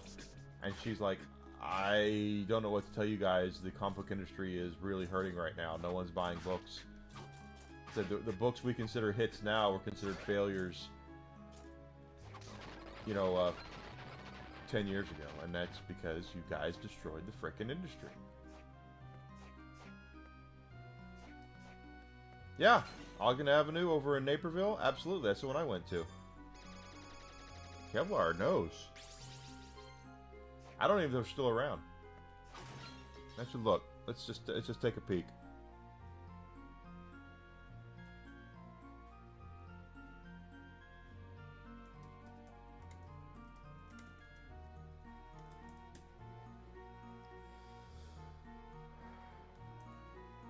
Don't allow. They're still around, at least online. They have 13 locations.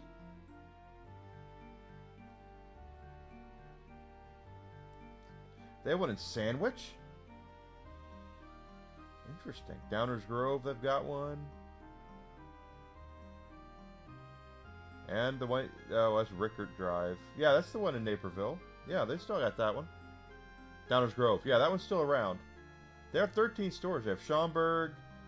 They have one in Plainfield, Illinois now? Damn. Look at them. They have grown. Good for them. Not downtown. Yeah, they're all over, though. Good.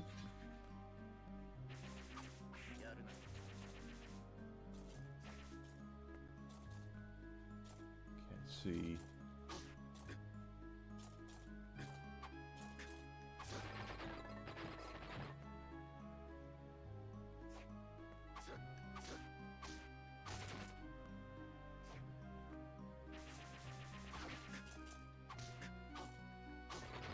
No, I was never a big comic reader because as a kid, I was poor, so basically I could, like, my parents were like, you can have comics or you can have, you know, a couple video games a year, and I'm much more of a gamer, so I always chose the games. But Graham Crackers had a lot of cool shit. has a lot of cool shit. I'm guessing they sell a lot of cool shit.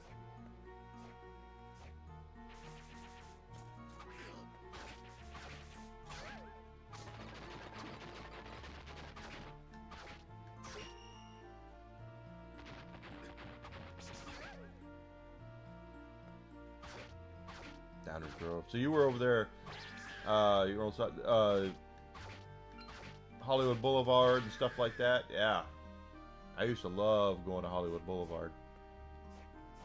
Now I live closer to the one they put in Naperville, the Hollywood Palms. But Desi and I, again, we don't go see movies that often anymore. We used to go all the time to there because you could go in there and have. We would go in there and get like a pitcher of margaritas and you know, a couple of burgers and some nachos and really enjoy the movie-going experience. That guy.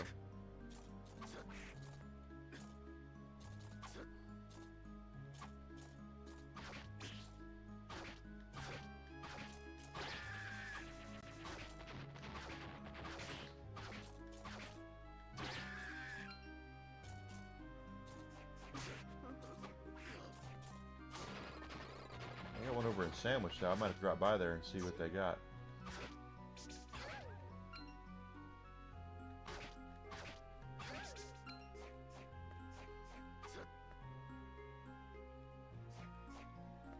I'll tell Desi and she'll be like, you can go and have fun. No, Desi, that's what she'll do.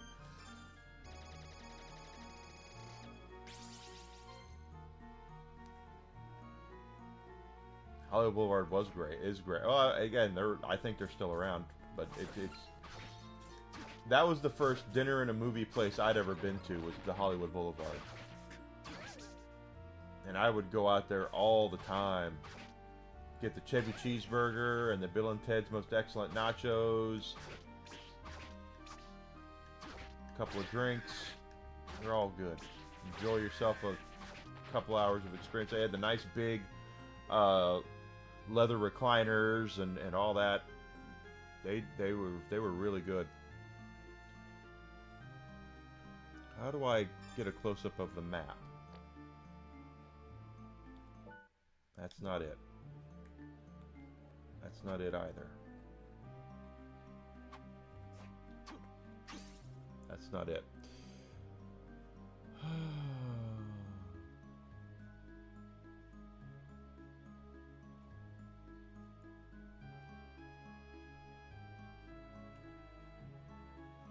Downtown Disney, Disney has one of those. Okay, yeah, I've never been to Disney, so I wouldn't know. I was outside of Disneyland once. I used to go to Anime Expo in Los Angeles, or Anaheim, actually. And it used to be at the convention center, and then one year Disney decided they wanted in on that. So we had it at the Disneyland Hotel, and that was the last time, as far as I know, it was there, because they, of course, what happens when you give anime fans access to stuff is that they basically will, the younger ones anyway, will not act like good guests. And we had folks that were doing things to the hotel. There were people that were dressing up in really provocative outfits, and you know, it's what cosplay is, I get it, but one guy, I think I told you this, one guy put a stuffed Mickey Mouse on the end of a rocket hammer and impaled him with it, and the Disney Gestapo showed up. This is not it.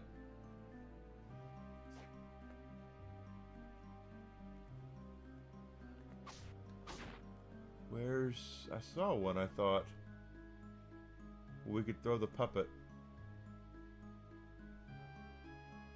Doesn't matter. But you know, Hollywood Boulevard, I'm not saying was great food, but it was food, and it wasn't just popcorn and drinks. I will say, though, their pizza was a drizzling shits. I went there I went there with a girl I was dating to see. I think we went to go see X-Men Origins Wolverine at midnight. We saw a midnight showing at the Hollywood Boulevard, and we thought that was going to be awesome because we could eat at midnight and it would be, you know, it would work out. And their pizza was the drizzling shits. It was horrible. All they had was pizza and popcorn.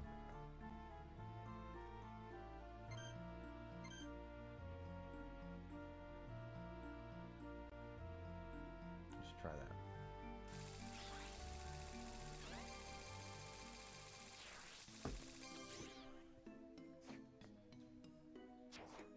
But their hamburgers were all right. They did some good stuff. I wish we had one around where I live. If we had one around here, we'd probably go a lot more often. Have dinner and a movie.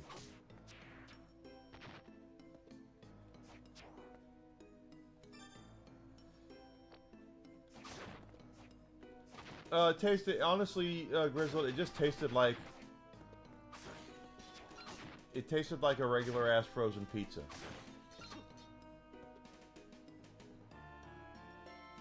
Yeah, they had buckets of beer. They had a full open bar. So if you wanted, you know, a little bit of bourbon, if you wanted, we would get a pitcher of margaritas. They had pictures of margaritas. You just get they actually bring you a full like water pitcher, just nothing but margaritas, and we could pour that and drink that. It was a cool experience. And like I said, if they have one local to where I live here, the closest one to where I live now is in Naperville, and that's if Naperville is it's you know, 40 minutes away. It's not you know what? Let me see if we got the right.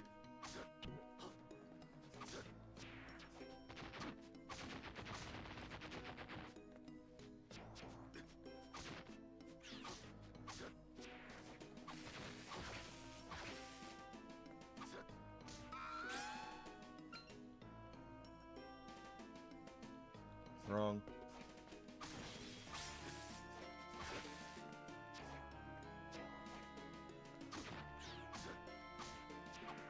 But I was perfectly fine with their cheeseburger and their nachos. I had a real soft spot for their nachos. It was just cheese dip and corn chips. That's all it needed to be.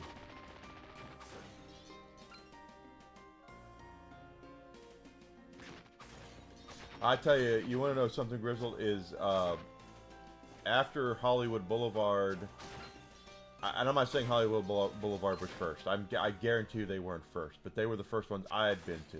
But after they been around a while, other dinner and a movie areas started popping in, and one I think was called the Gold Coast, and the young lady I was dating at the time and I went to there to see, what was the name of that Mila Jovovich movie with the UFOs? The Fifth Encounter or something like that.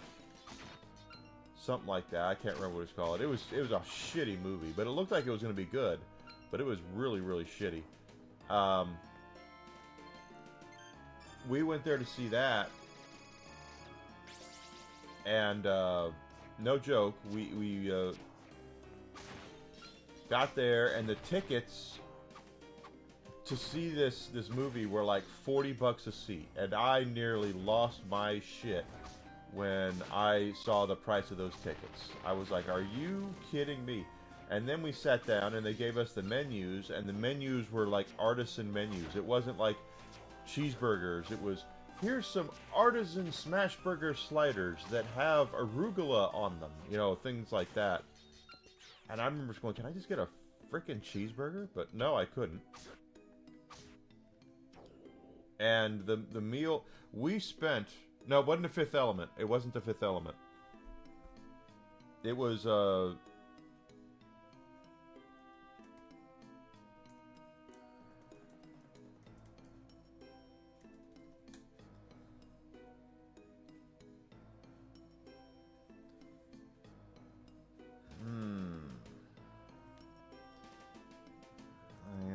I have to remember this now. It wasn't The Fifth Element. It took place in Alaska.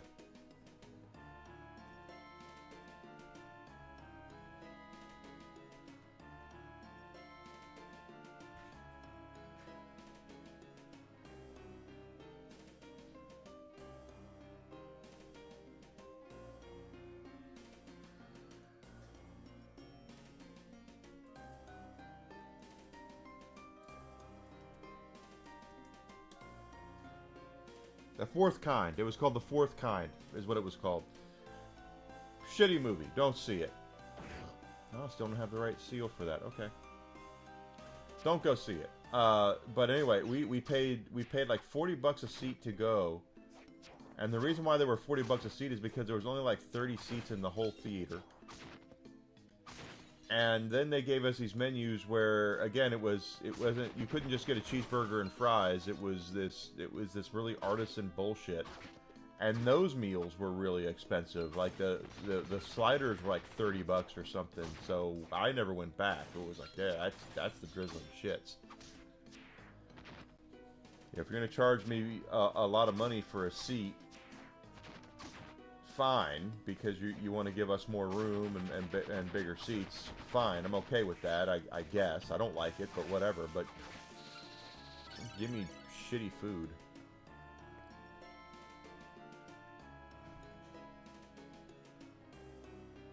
Yeah, The Fifth Element's good. I wouldn't talk shit about The Fifth Element. It was called The Fourth Kind. It was one of those, the way they made it look was it was a... Nice. Like there were actors. It was a dramatization of what was happening at the time, or what they claimed had happened that was real. But they claimed to have real footage of what happened. You know, when people, you know, from folks that were taken up by these aliens. And it was so cheesy, and it was so fake, and so over the top. You could just tell that it just wasn't very good. So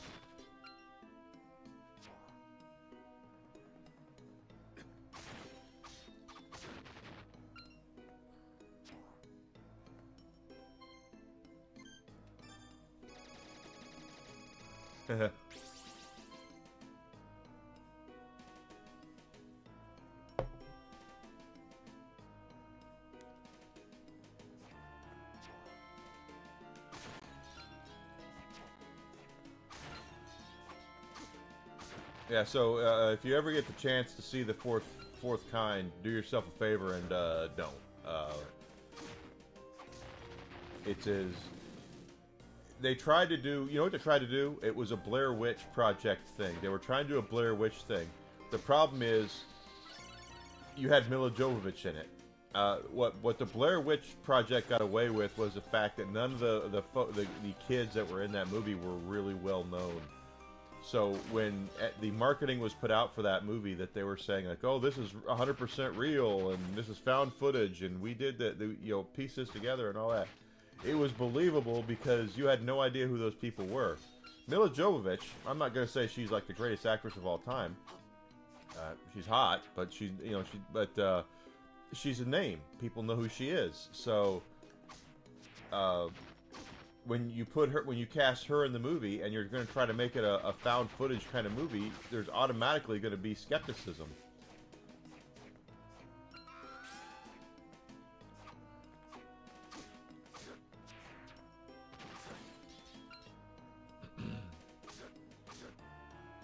And it just wasn't that good. I wouldn't suggest anybody go to see it. You know, I wouldn't say it's anybody see it, quite honestly.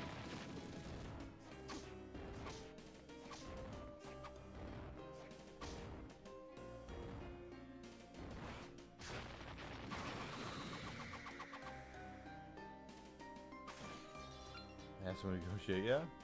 Fifth Element's a great movie. Once again, another powerhouse performance by Gary Oldman, because he's Gary frickin' Oldman. Not that big on her. Oh. Different strokes for different folks. My point is, people know who she is, so they couldn't get away with going, this is 100% real, found footage movie. This is what really happened. We found these tapes, and be prepared. Instead, you have her in it, and it's like, well, you can't do that now.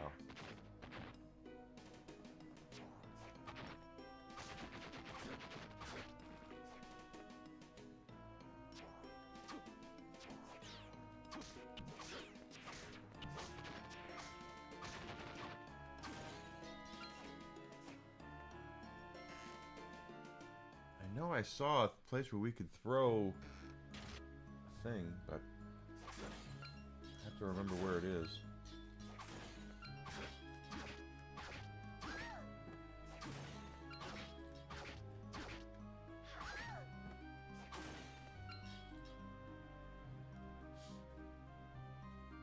What can I say? I like the tough broads, and she gives off that tough broad kind of aura. She's got the tough broad aura.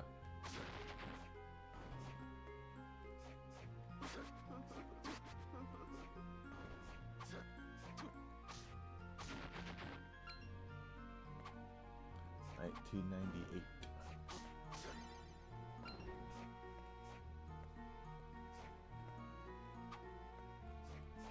That's why if you're going to do a found footage kind of movie or a surveillance movie like Paranormal Activity, you need to cast relatively unknown actors and actresses to be in that, because the second we realize that's Mila Jovovich or Charlie Sheen or whoever, it takes you out of the mystique of the whole thing. If that makes sense to any of you guys, it makes sense to me. It doesn't necessarily mean that it should make sense to you, but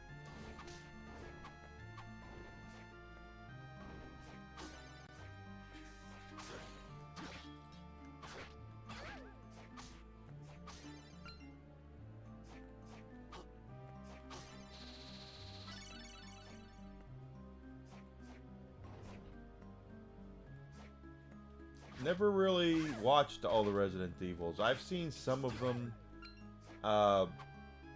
Resident Evil in name only, quite frankly. I realize that they did put characters in there, but I look at Resident Evil as Paul W.S. Anderson basically taking his wife and making her look hot while kicking complete ass of zombies and everything around her, which is exactly what he did.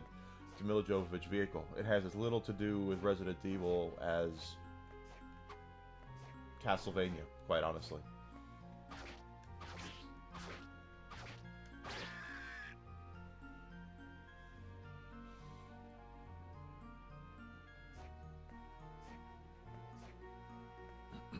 It had really little to do with Resident Evil. It was just the backdrop.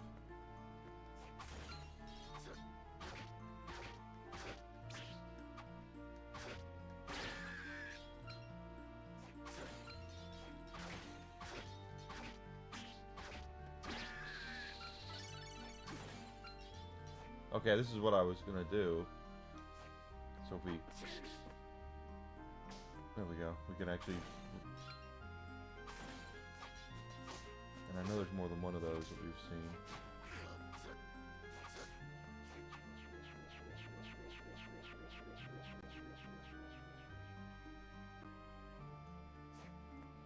The first one is a pretty good zombie movie, but that's the thing. It's a zombie movie. It's not a Resident Evil movie, even though there are zombies in Resident Evil. I don't look at the first Resident Evil as being Resident Evil, or any of them, quite honestly. I look at them as being zombie films, because that's really what they are. And yeah, they did cast characters to be characters from the game, but they're backdrops. You know, Jill Valentine is never the main character. You know that from the very start. Claire Redfield is not a main character. Leon Kennedy, Chris Redfield, none of them are main characters. They're just there as backdrops because no one can get in the way of Mila Jovovich. She was the one that was the star, and they wanted, and her husband was a director.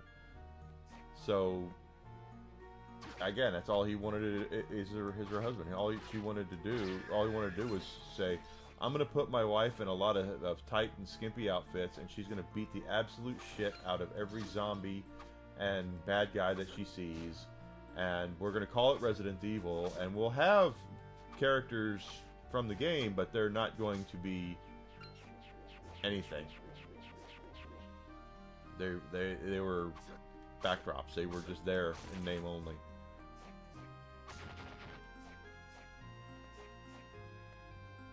And I know those movies have fans. If you like them, that's fine. For anyone out there who might be listening to this going, what's Enigma talking about? He's talking shit about the Resident Evil movies. I'm just saying that they're not Resident Evil movies, that's all. They're...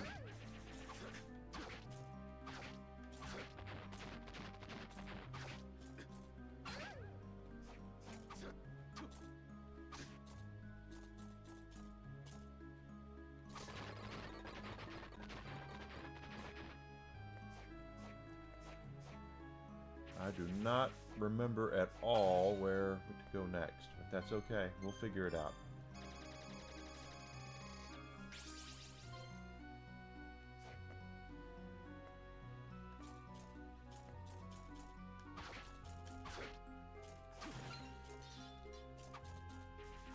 Because I know those movies have their fans, but that's because a lot of horror movies have... I mean, there's a lot of folks out there who just love horror movies, and that's what those are.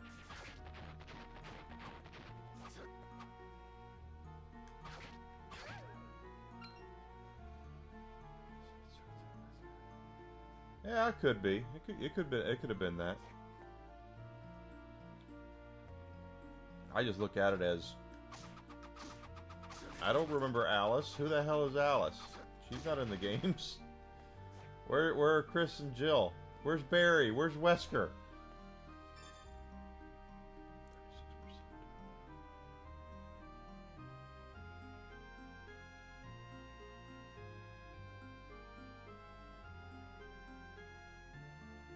Except we'll figure it out. Oop.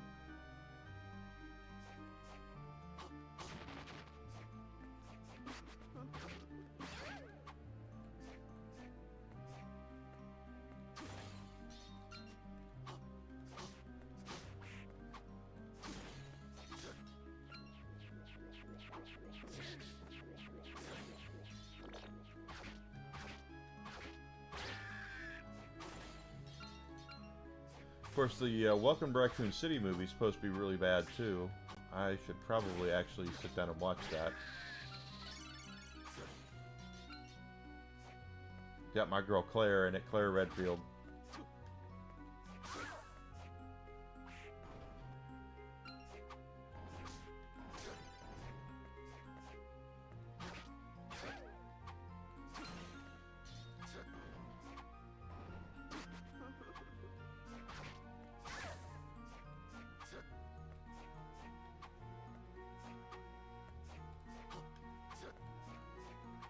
Dang, okay. Is that what we're doing today?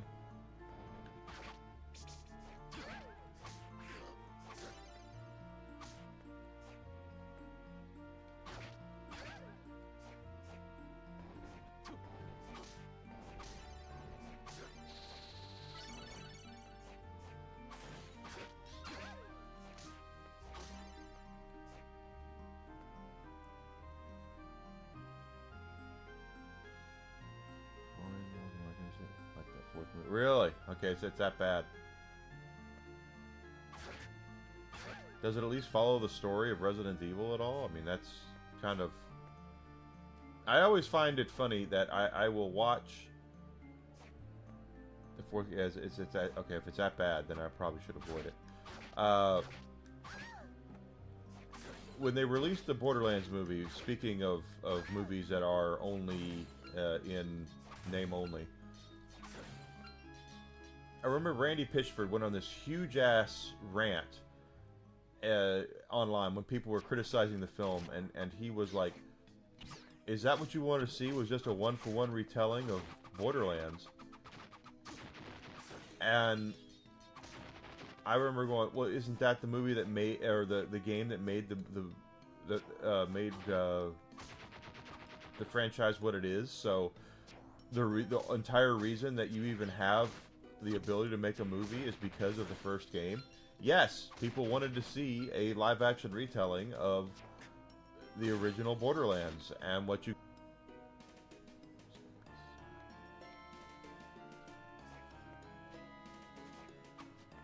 Now, the young lady that got to play Clara Redfield, she's, oh, got fried chicken. She's, not ugly.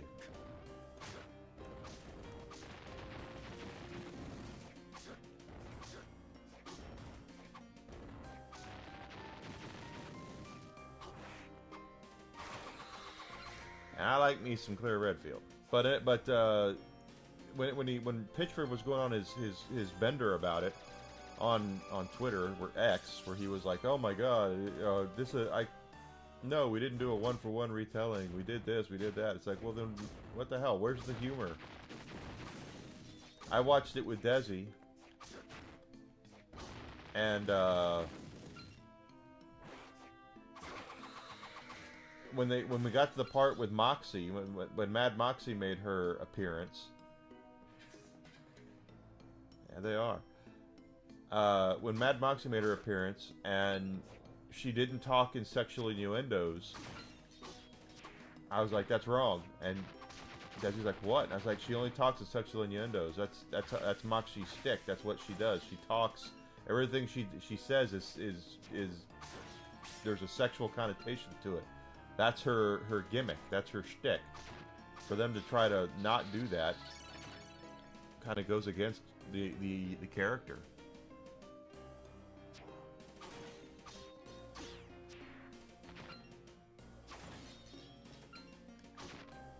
And they went too old with the cast. They really did. Kate Blanchett, I have nothing but good things to say about her. I mean, she's gorgeous and everything, but at the same time, it's like she's not a spring chick. So if you are trying to make a franchise out of these movies, and you cast an actress who's a little up there in age, what do you expect to happen, you know?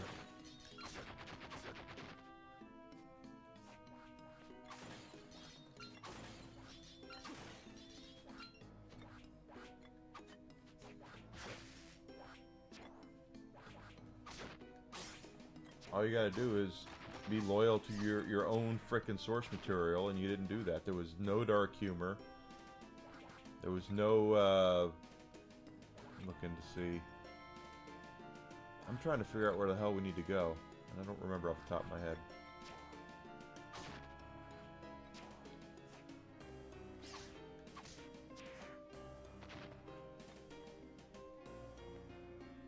And I feel the same way about Resident Evil, quite honestly, is that the Resident Evil movies with Mila Jovovich are not, I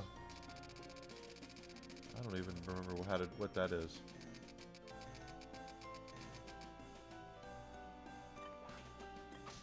This isn't it either.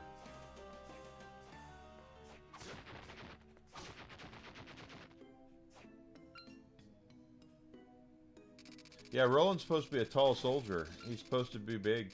I know why they cast him, because he's funny. You know, that's why they cast him. He's a funny guy. But Kevin Hart's shtick is not being a big, strong dude. They were better off getting someone like Terry Crews. But quite frankly, they should have gone completely.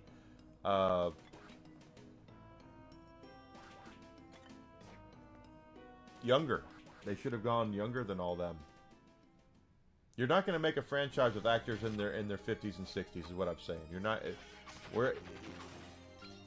This is how I would have done it, okay? And I'm by no means a Hollywood producer, but this is how I would have done it. I would have cast Okay, go ahead. Michael B. Jordan. Cast Michael B. Jordan as Roland. I would have bought. Get yourself some young actors, many of them who are, like they did with Tiny Tina, but you make them loyal to what is there, what you've done before. Now, if you want to age Tiny Tina for Borderlands 2, that's fine. From the little girl to being, the cute little thing that they found. If you want to do that, that's fine. But you stick to that, and then at the end, you stick to the first game. You don't swap over characters the way that they did. Then you turn around and oh damn, okay, can't do that either. Yeah, you're right.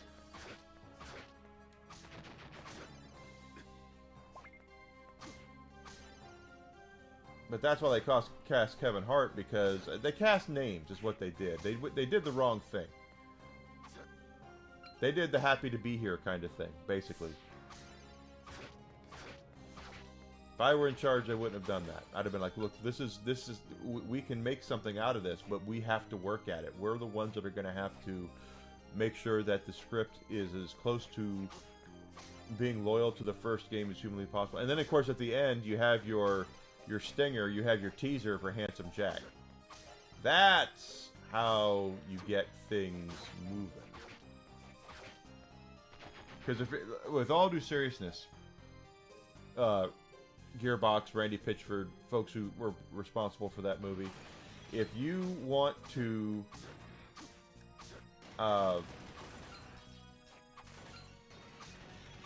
make it to where you're going to make a franchise out of it, but no, I'm sorry, let me try that again. If you're not going to follow the source material, which you did not, so if you're not going to follow the source material, what you need to do is play your hits. So instead of them going with what's her face to play, what was it, General Knox she played, bring out Handsome Jack. Yeah, there was no Brick, there was no Mordecai. Where the hell were they?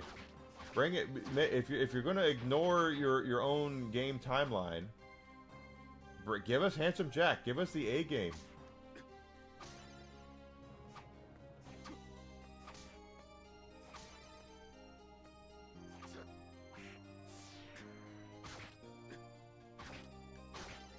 But instead, now the IP is considered probably dead to Hollywood, so they're not going to make another Borderlands movie, at least not anywhere in the near future. Well, we all do. The funny thing is that we all do our fantasy booking when it comes to when they're making these movies based off of video games. We all go, oh, I wish they would cast this guy. Oh, I wish they'd cast that guy. Or oh, she would be perfect for that role. We all do that, and I think that's kind of what they were doing. I think they were kind of fantasy booking their own stuff, and it didn't work. It just did not work at all. The movie isn't bad. It's just not Borderlands. That's the whole thing, is that if you watch it and don't look at it as a Borderlands movie, it's okay. It's still not great, but it's fine. But the second you say, oh, it's Borderlands, and then you have the expectation for it, you start watching it, and you're like, okay, this is not what Borderlands is. Same thing. It's like Borderlands 4. Borderlands in name only.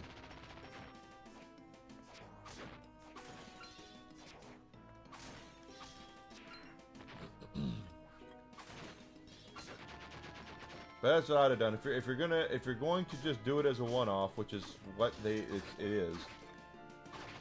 You cast these big name actors to play all these roles. That's fine. You're going to skip around the timeline and give us grown-up Tiny Tina and Krieg and stuff like that. Fine, do your thing. Give us Handsome Jack.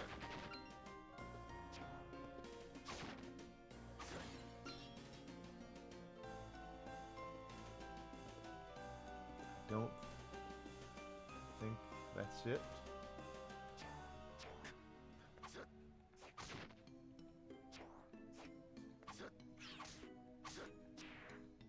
It had some of it. It wasn't the dark humor. It was there was some humor, but it wasn't.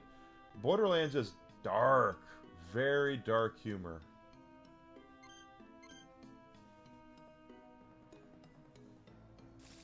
And they didn't have any dark humor in that.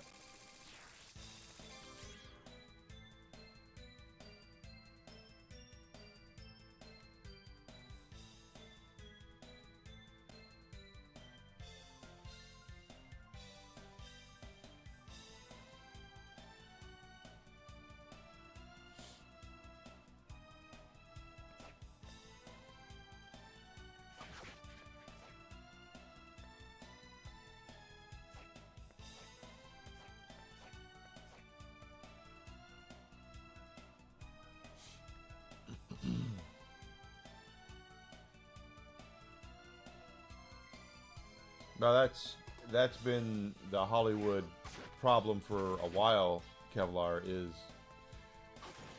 they think that they know what everybody wants. Well,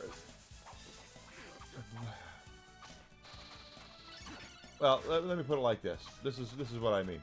There is, if you are making something based off of a dedicated IP, let's just say it's a book, television show, comic book, video game, does not matter. If you are making something that is based off of something that is a dedicated IP, I didn't use zero. That's right. If you're using them as a dedicated IP, you have to placate your fans, right? But if you go too far to the fans, then you risk the normies, and they want to make sure they try to appeal to as many normies as they can, because that's where a lot of the money is as well. Is a lot of money, and it is placating to the normies. The problem is that it's like walking on a razor. You know, you have to walk that razor perfectly and give the fans what they want, and still try to get out there with the normies. And it's hard. It's very hard to do. And in the case of Borderlands, they went way towards the normies, and they alienated the fans. So the fans, the people who are supposed to be the hype people for your movie, were all like, why? You know, what am I gonna? Why would I want to suggest this to anybody? You know, why would I tell anybody this is the movie they need to go see? And so, it cost them. It absolutely cost them. Oh, look. Okay, so we're gonna break these ice blocks. This is how we do it. I completely forgot about this place.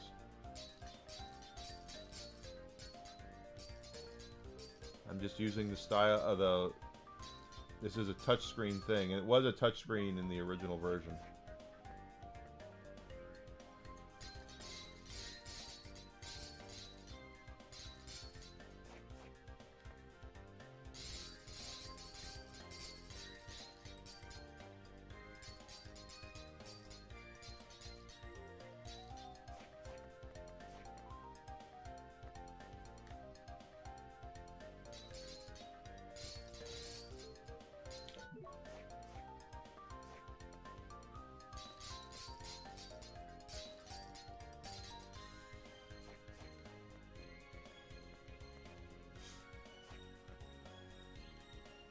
It does happen that way with most of them, but again, they don't know.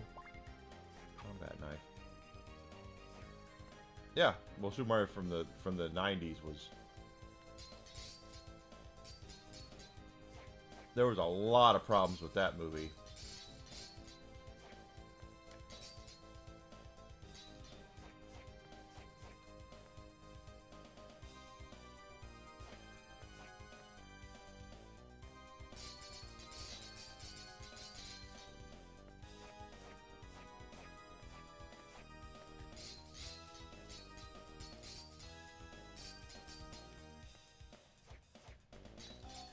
Not the least of which was, according to Bob Hoskins, they were all drunk on set because no one respected the directors.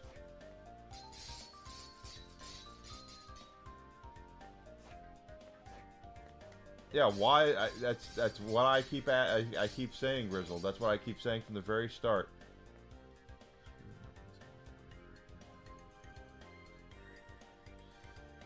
In a perfect world, Kevlar, when you make a movie or anything, television show or anything based off of a dedicated IP that was there before in other medium. Okay, so if you're taking a book and making it a movie, if you're taking a TV show, make it into a video game, whatever.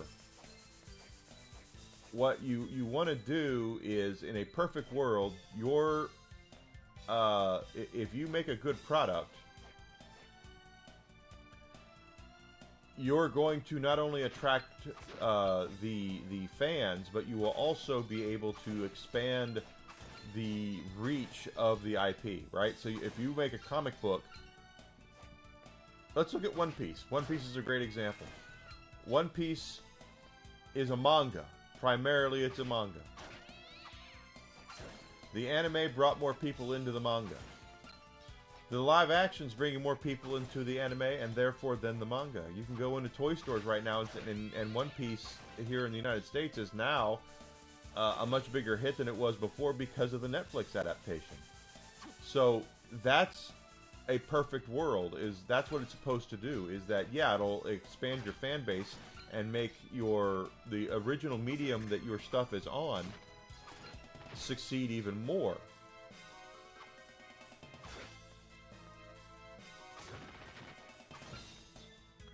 But they can't do that now. It's way too. They have no idea why something's popular, and why. And again, I've said it before. Why is One Piece on Netflix popular? Why is the live action One Piece popular? Because Oda has control of it.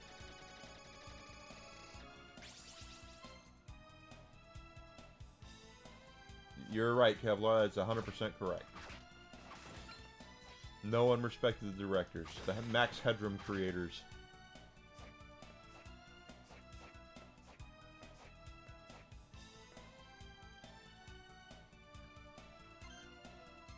There. I really don't remember where to go.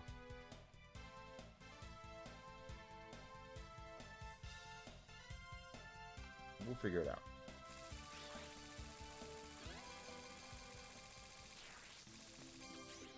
The Mario movie had as much to do with Mario. Again, it's Mario in name only. They had names, right? They had Mario and Luigi and King Koopa and Daisy, Princess Daisy.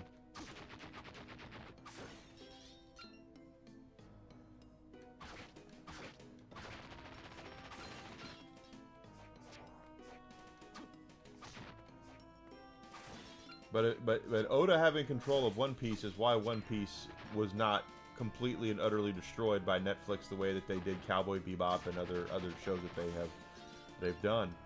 I'm at the level again.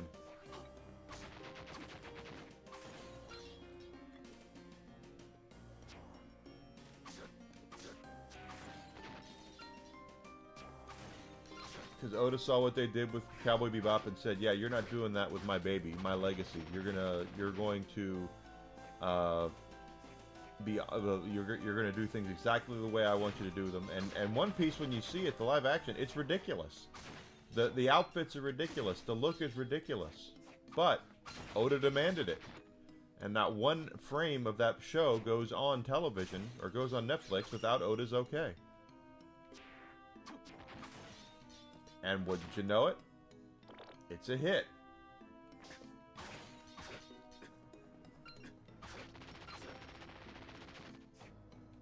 Nothing wrong with that.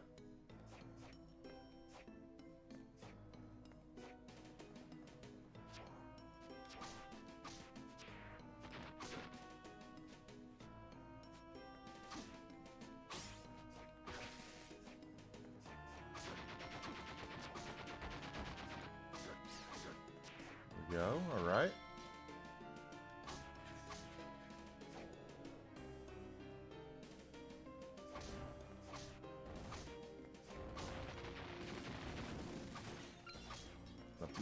The Mario movie in the 90s had no idea what it was. It had as much to do with Mario as Castlevania does.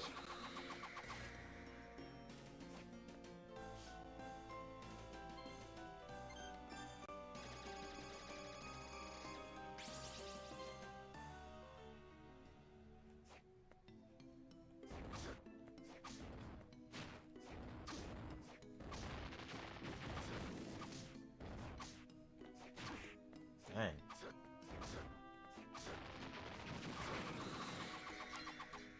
don't want to lose health like that.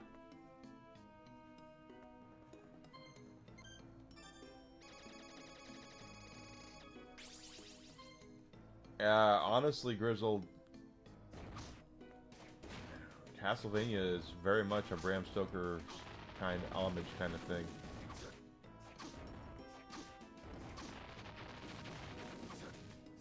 In fact, well, actually, if I'm not mistaken, they have tied the Bram Stoker's book to these games in...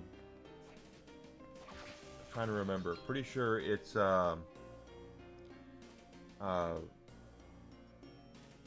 Bloodlines, the one on the Sega Genesis, or Sega Mega Drive for my European and Japanese friends.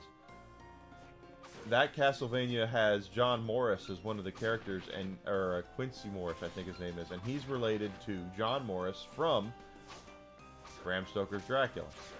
So they did tie Dracula of the books to Castlevania.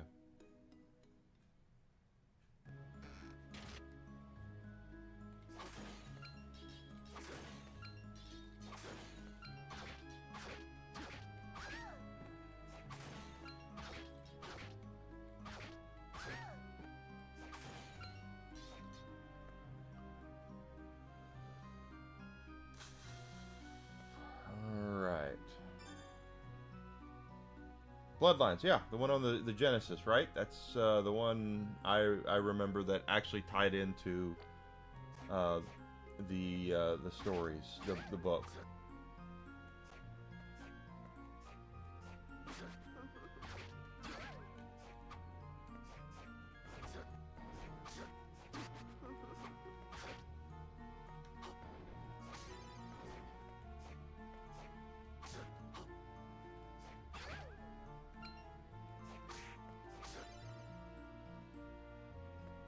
John was in the game. Quincy was okay. So I had them backwards. I do remember that they did tie it, and Morris was the one with the whip.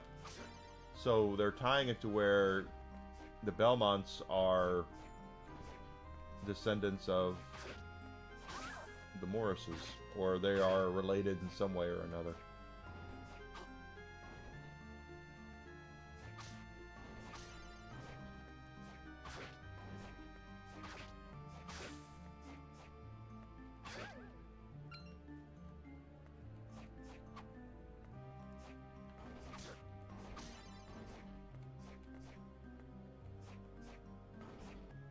I had them backwards.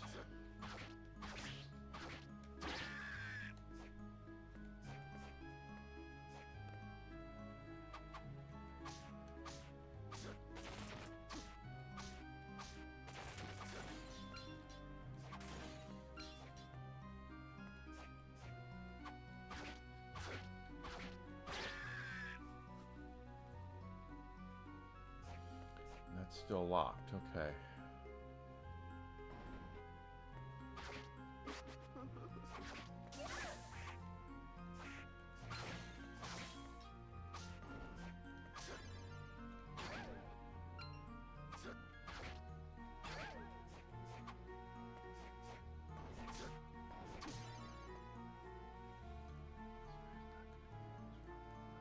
That sounds... it could be.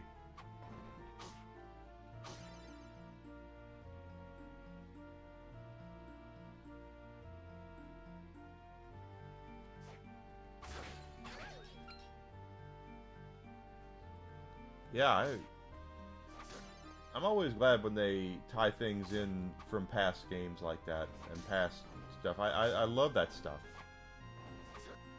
And I don't hate the fact they're tying it back to the Bram Stoker book either, because there would be no Dracula if it wasn't for Bram Stoker.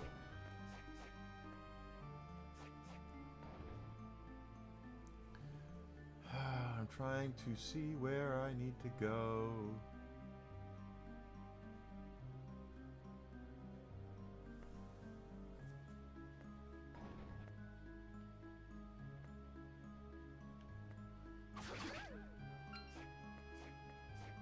I wonder if I can just,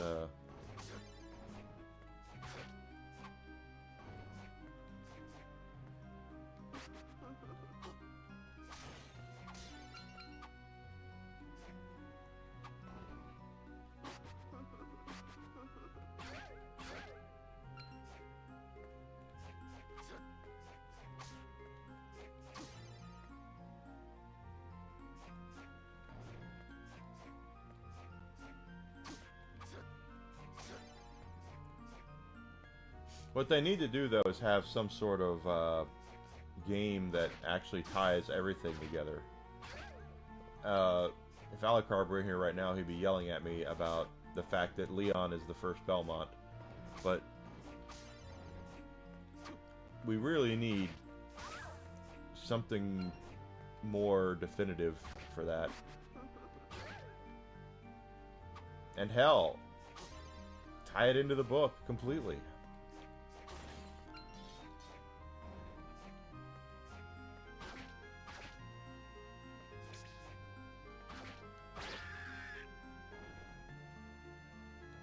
Way. Let's try. Oh, let's do this.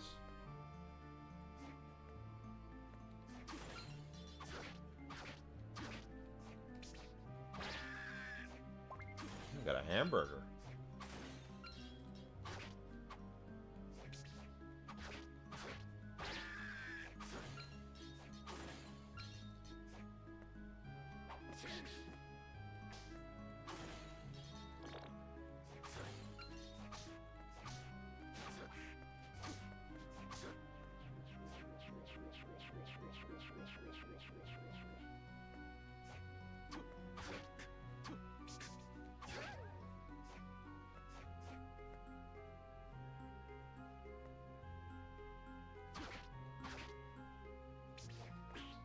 Shit.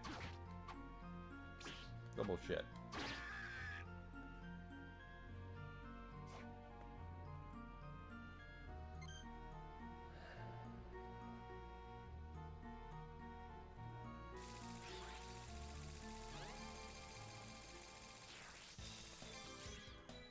Yeah, I just call back to the other characters. That's the thing. Call back to loyal fans who go, "Oh my god, I know what that is." You know, that's what I like.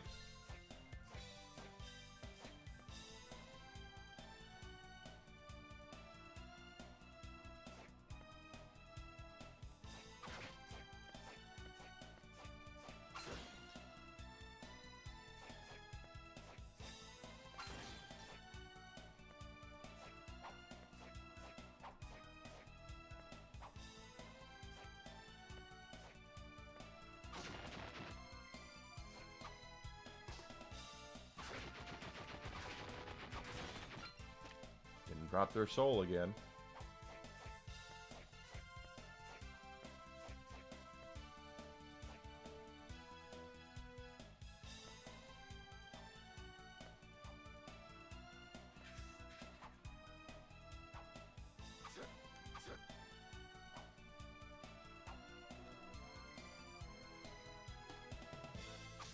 And Portrait will be next. After we're done with this game next week, we'll go to Portrait of Ruin will be the next one.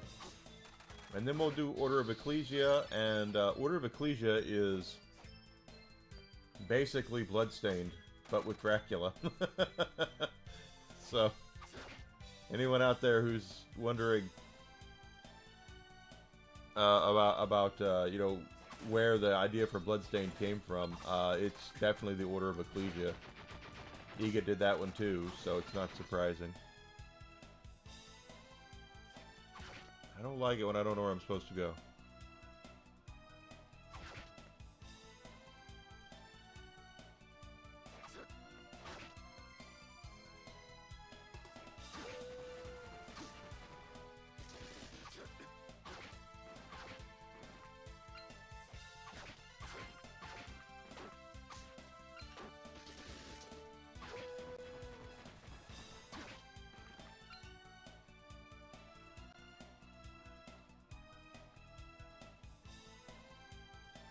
Yeah. But wouldn't it be nice to have that kind of shown and spelled out for us to see exactly how it happened, you know? I think that would be great. There's a lot left of the imagination right now. Of course, we'll see what happens with Sonia Belmont. We don't really know. We don't know what the story of the game is going to be yet.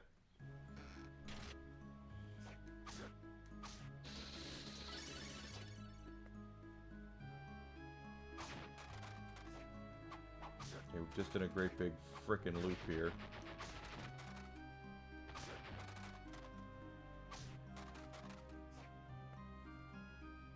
We don't have enough stuff to get there. That's there. That's that.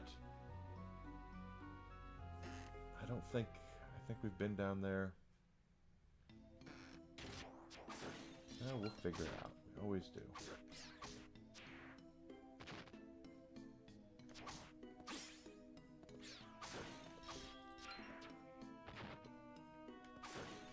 What I really think is cool is when they've gone back and made, you know, actual storylines based off of stuff that they didn't know they were going to actually make big storylines off of from the 80s, like Castlevania. You know, Castlevania. First of all, Castlevania, you don't. I mean, it is Dracula, okay, but he's not called Dracula in the original text of the game. He's just called the Count. It wasn't until I don't know if they named him in Simon's Quest or not, now that I think about it. I know they named him in Castlevania 3 because it's called Dracula's Curse.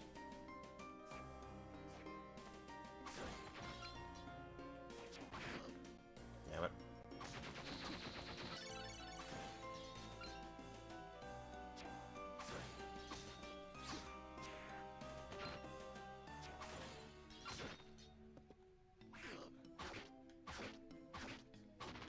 I do see somewhere over there that we might take a peek at.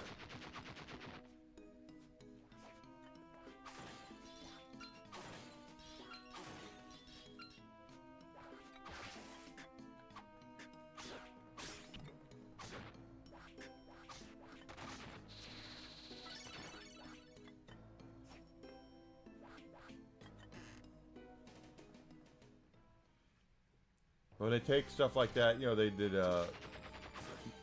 although Mario's timeline, they never really have a Mario timeline, do they? With Zelda they did it, though. With Castlevania they've done it. I always like when they try to make it look like they actually always had a lore involved, wanted a lore overall, and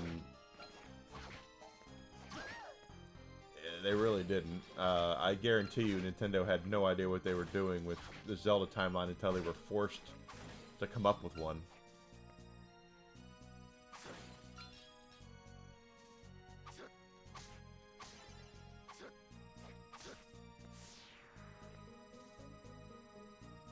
It's just, I've already been here, haven't I? Yeah, damn it.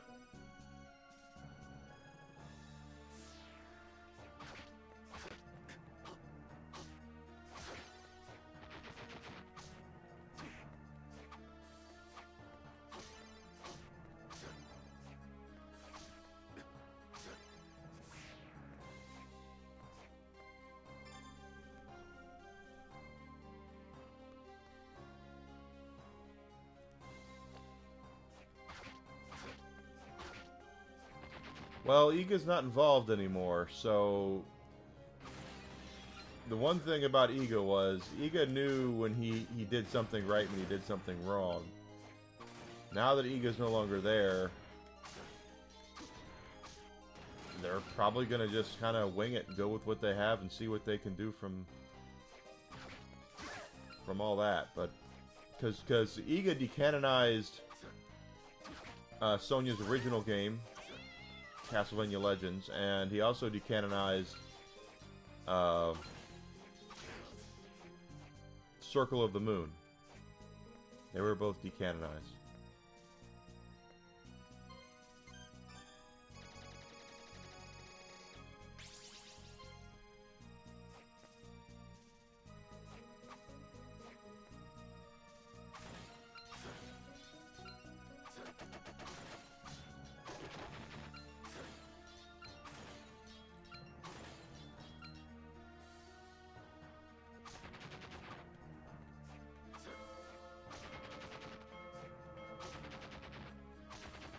Yes. Okay. Now we're going somewhere new.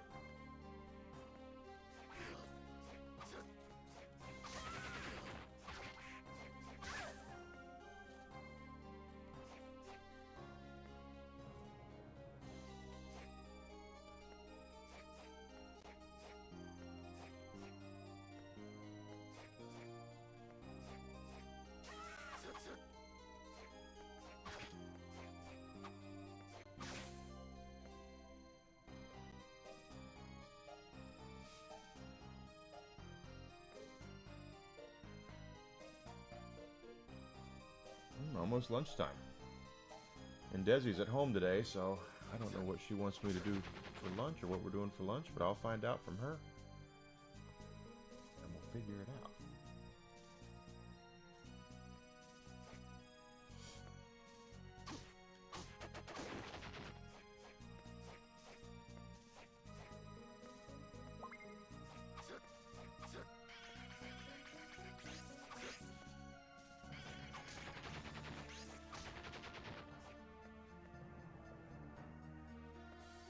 We are uncovering more map.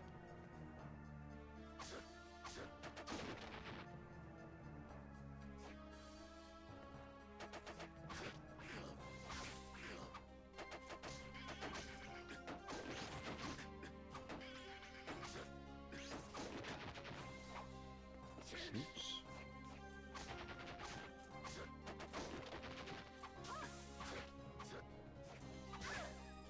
Still haven't gotten that Valkyrie soul. We've killed so many of those damn things.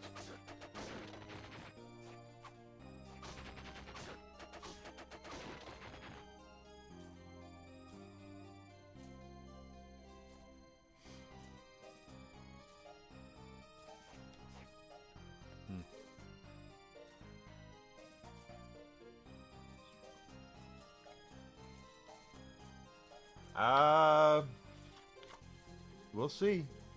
It's not up to Iga anymore, so Konami could always go back and re-canonize it.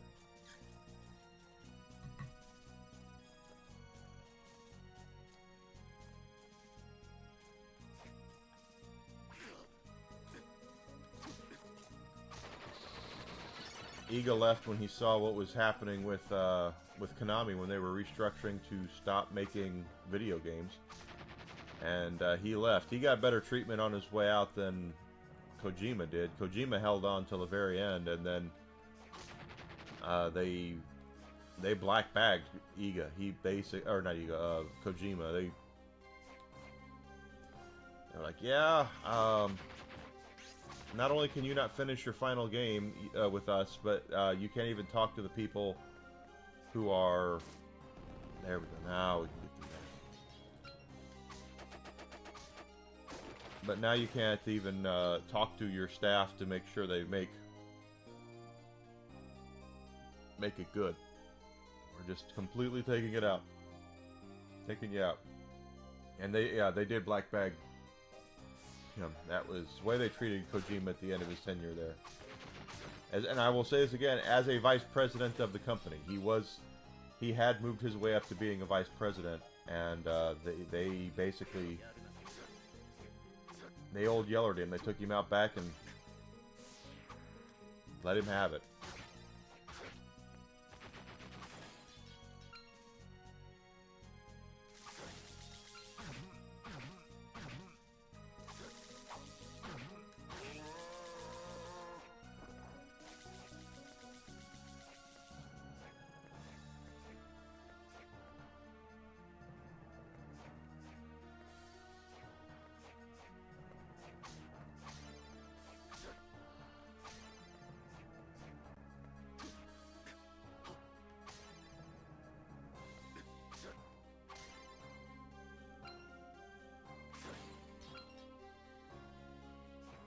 do want to see about getting our next level up before we go to lunch. Looks like we're about there, so.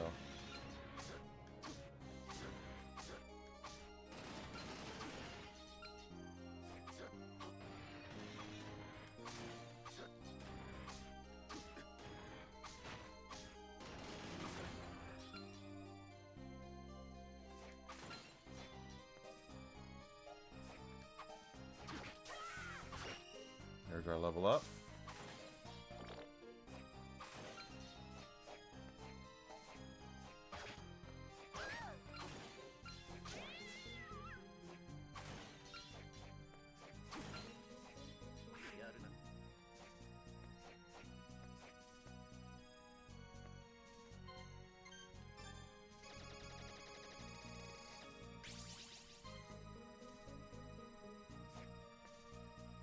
They thought they were doing what was best at the time. Pachinko machines are big in Japan. They still are. They thought they were doing what was best for their business.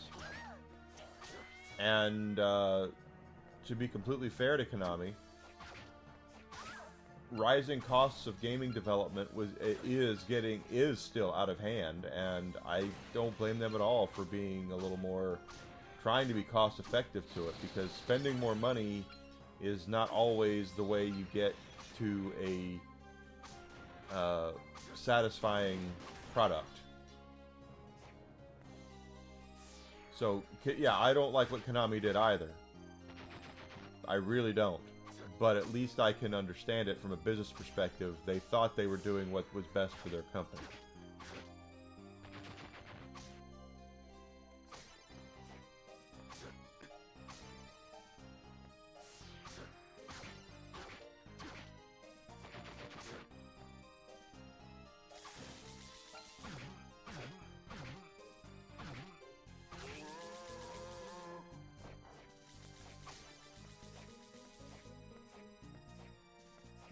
But they're getting the band, not the band back together anyway, but they are doing a better job of bringing out games now. They just kind of feel hollow. I don't know about anybody else, but all the Konami stuff that they have been releasing, the Silent Hills and the Metal Gear Solid Deltas and all that, they just feel hollow. They don't, to me they do. I don't know about anybody else, but to me they just don't feel like they had the same love or care put into them, that because the people who made them are no longer with the company.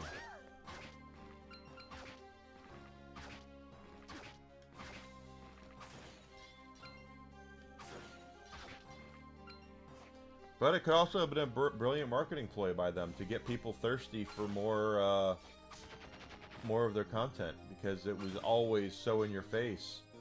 They were always bringing stuff out. And maybe they were thinking, hey, if we just put Castlevania on the back burner for about 10 years, maybe people will get thirsty for it. We can release it and it'll do really well. Very possible. Very, very, very possible. Let's see.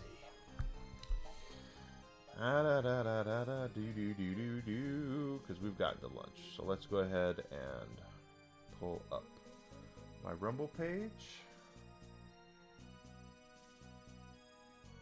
Not a lot of viewers on Rumble this morning. It's alright, though.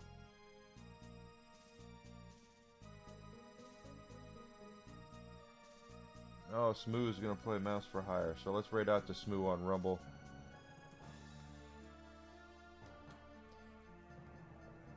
So I'm going to go ahead and break for lunch, guys. Give me about an hour, and I'll be back about 1 p.m. Central Standard Time. We're going to come back and we're going to continue here.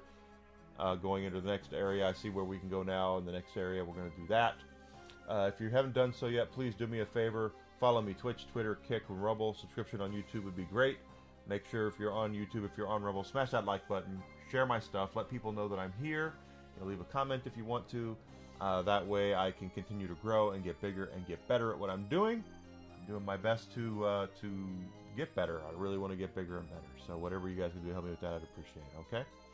So I'm going to go ahead and break for lunch. I say, don't go far. We're going to raid out to Smoo on Rumble. So he's playing a PI Mouse Detective, which I can't wait to play that when I get my copy in July. I'll stream that. But Y'all check him out.